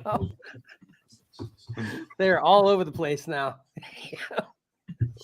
Michael? Drawn a blank. Hey, you can tap out whenever you're ready. Yeah. Yeah, no, I'm tapped out. I feel like I had something, but I don't. Okay. Birdbox Barcelona, aka Birdbox 2, is a perfect setup for what will be Birdbox 3, which will address not speaking, because we had not hearing, I messed that up. Yeah, see no evil, hear no evil, speak no evil. We got that third one coming with Birdbox. Yeah.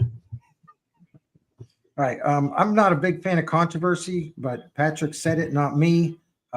Bjorn Barons is a tracer. I didn't say it. No, I got nothing else, but I love that one, so that's a good way to end it for me.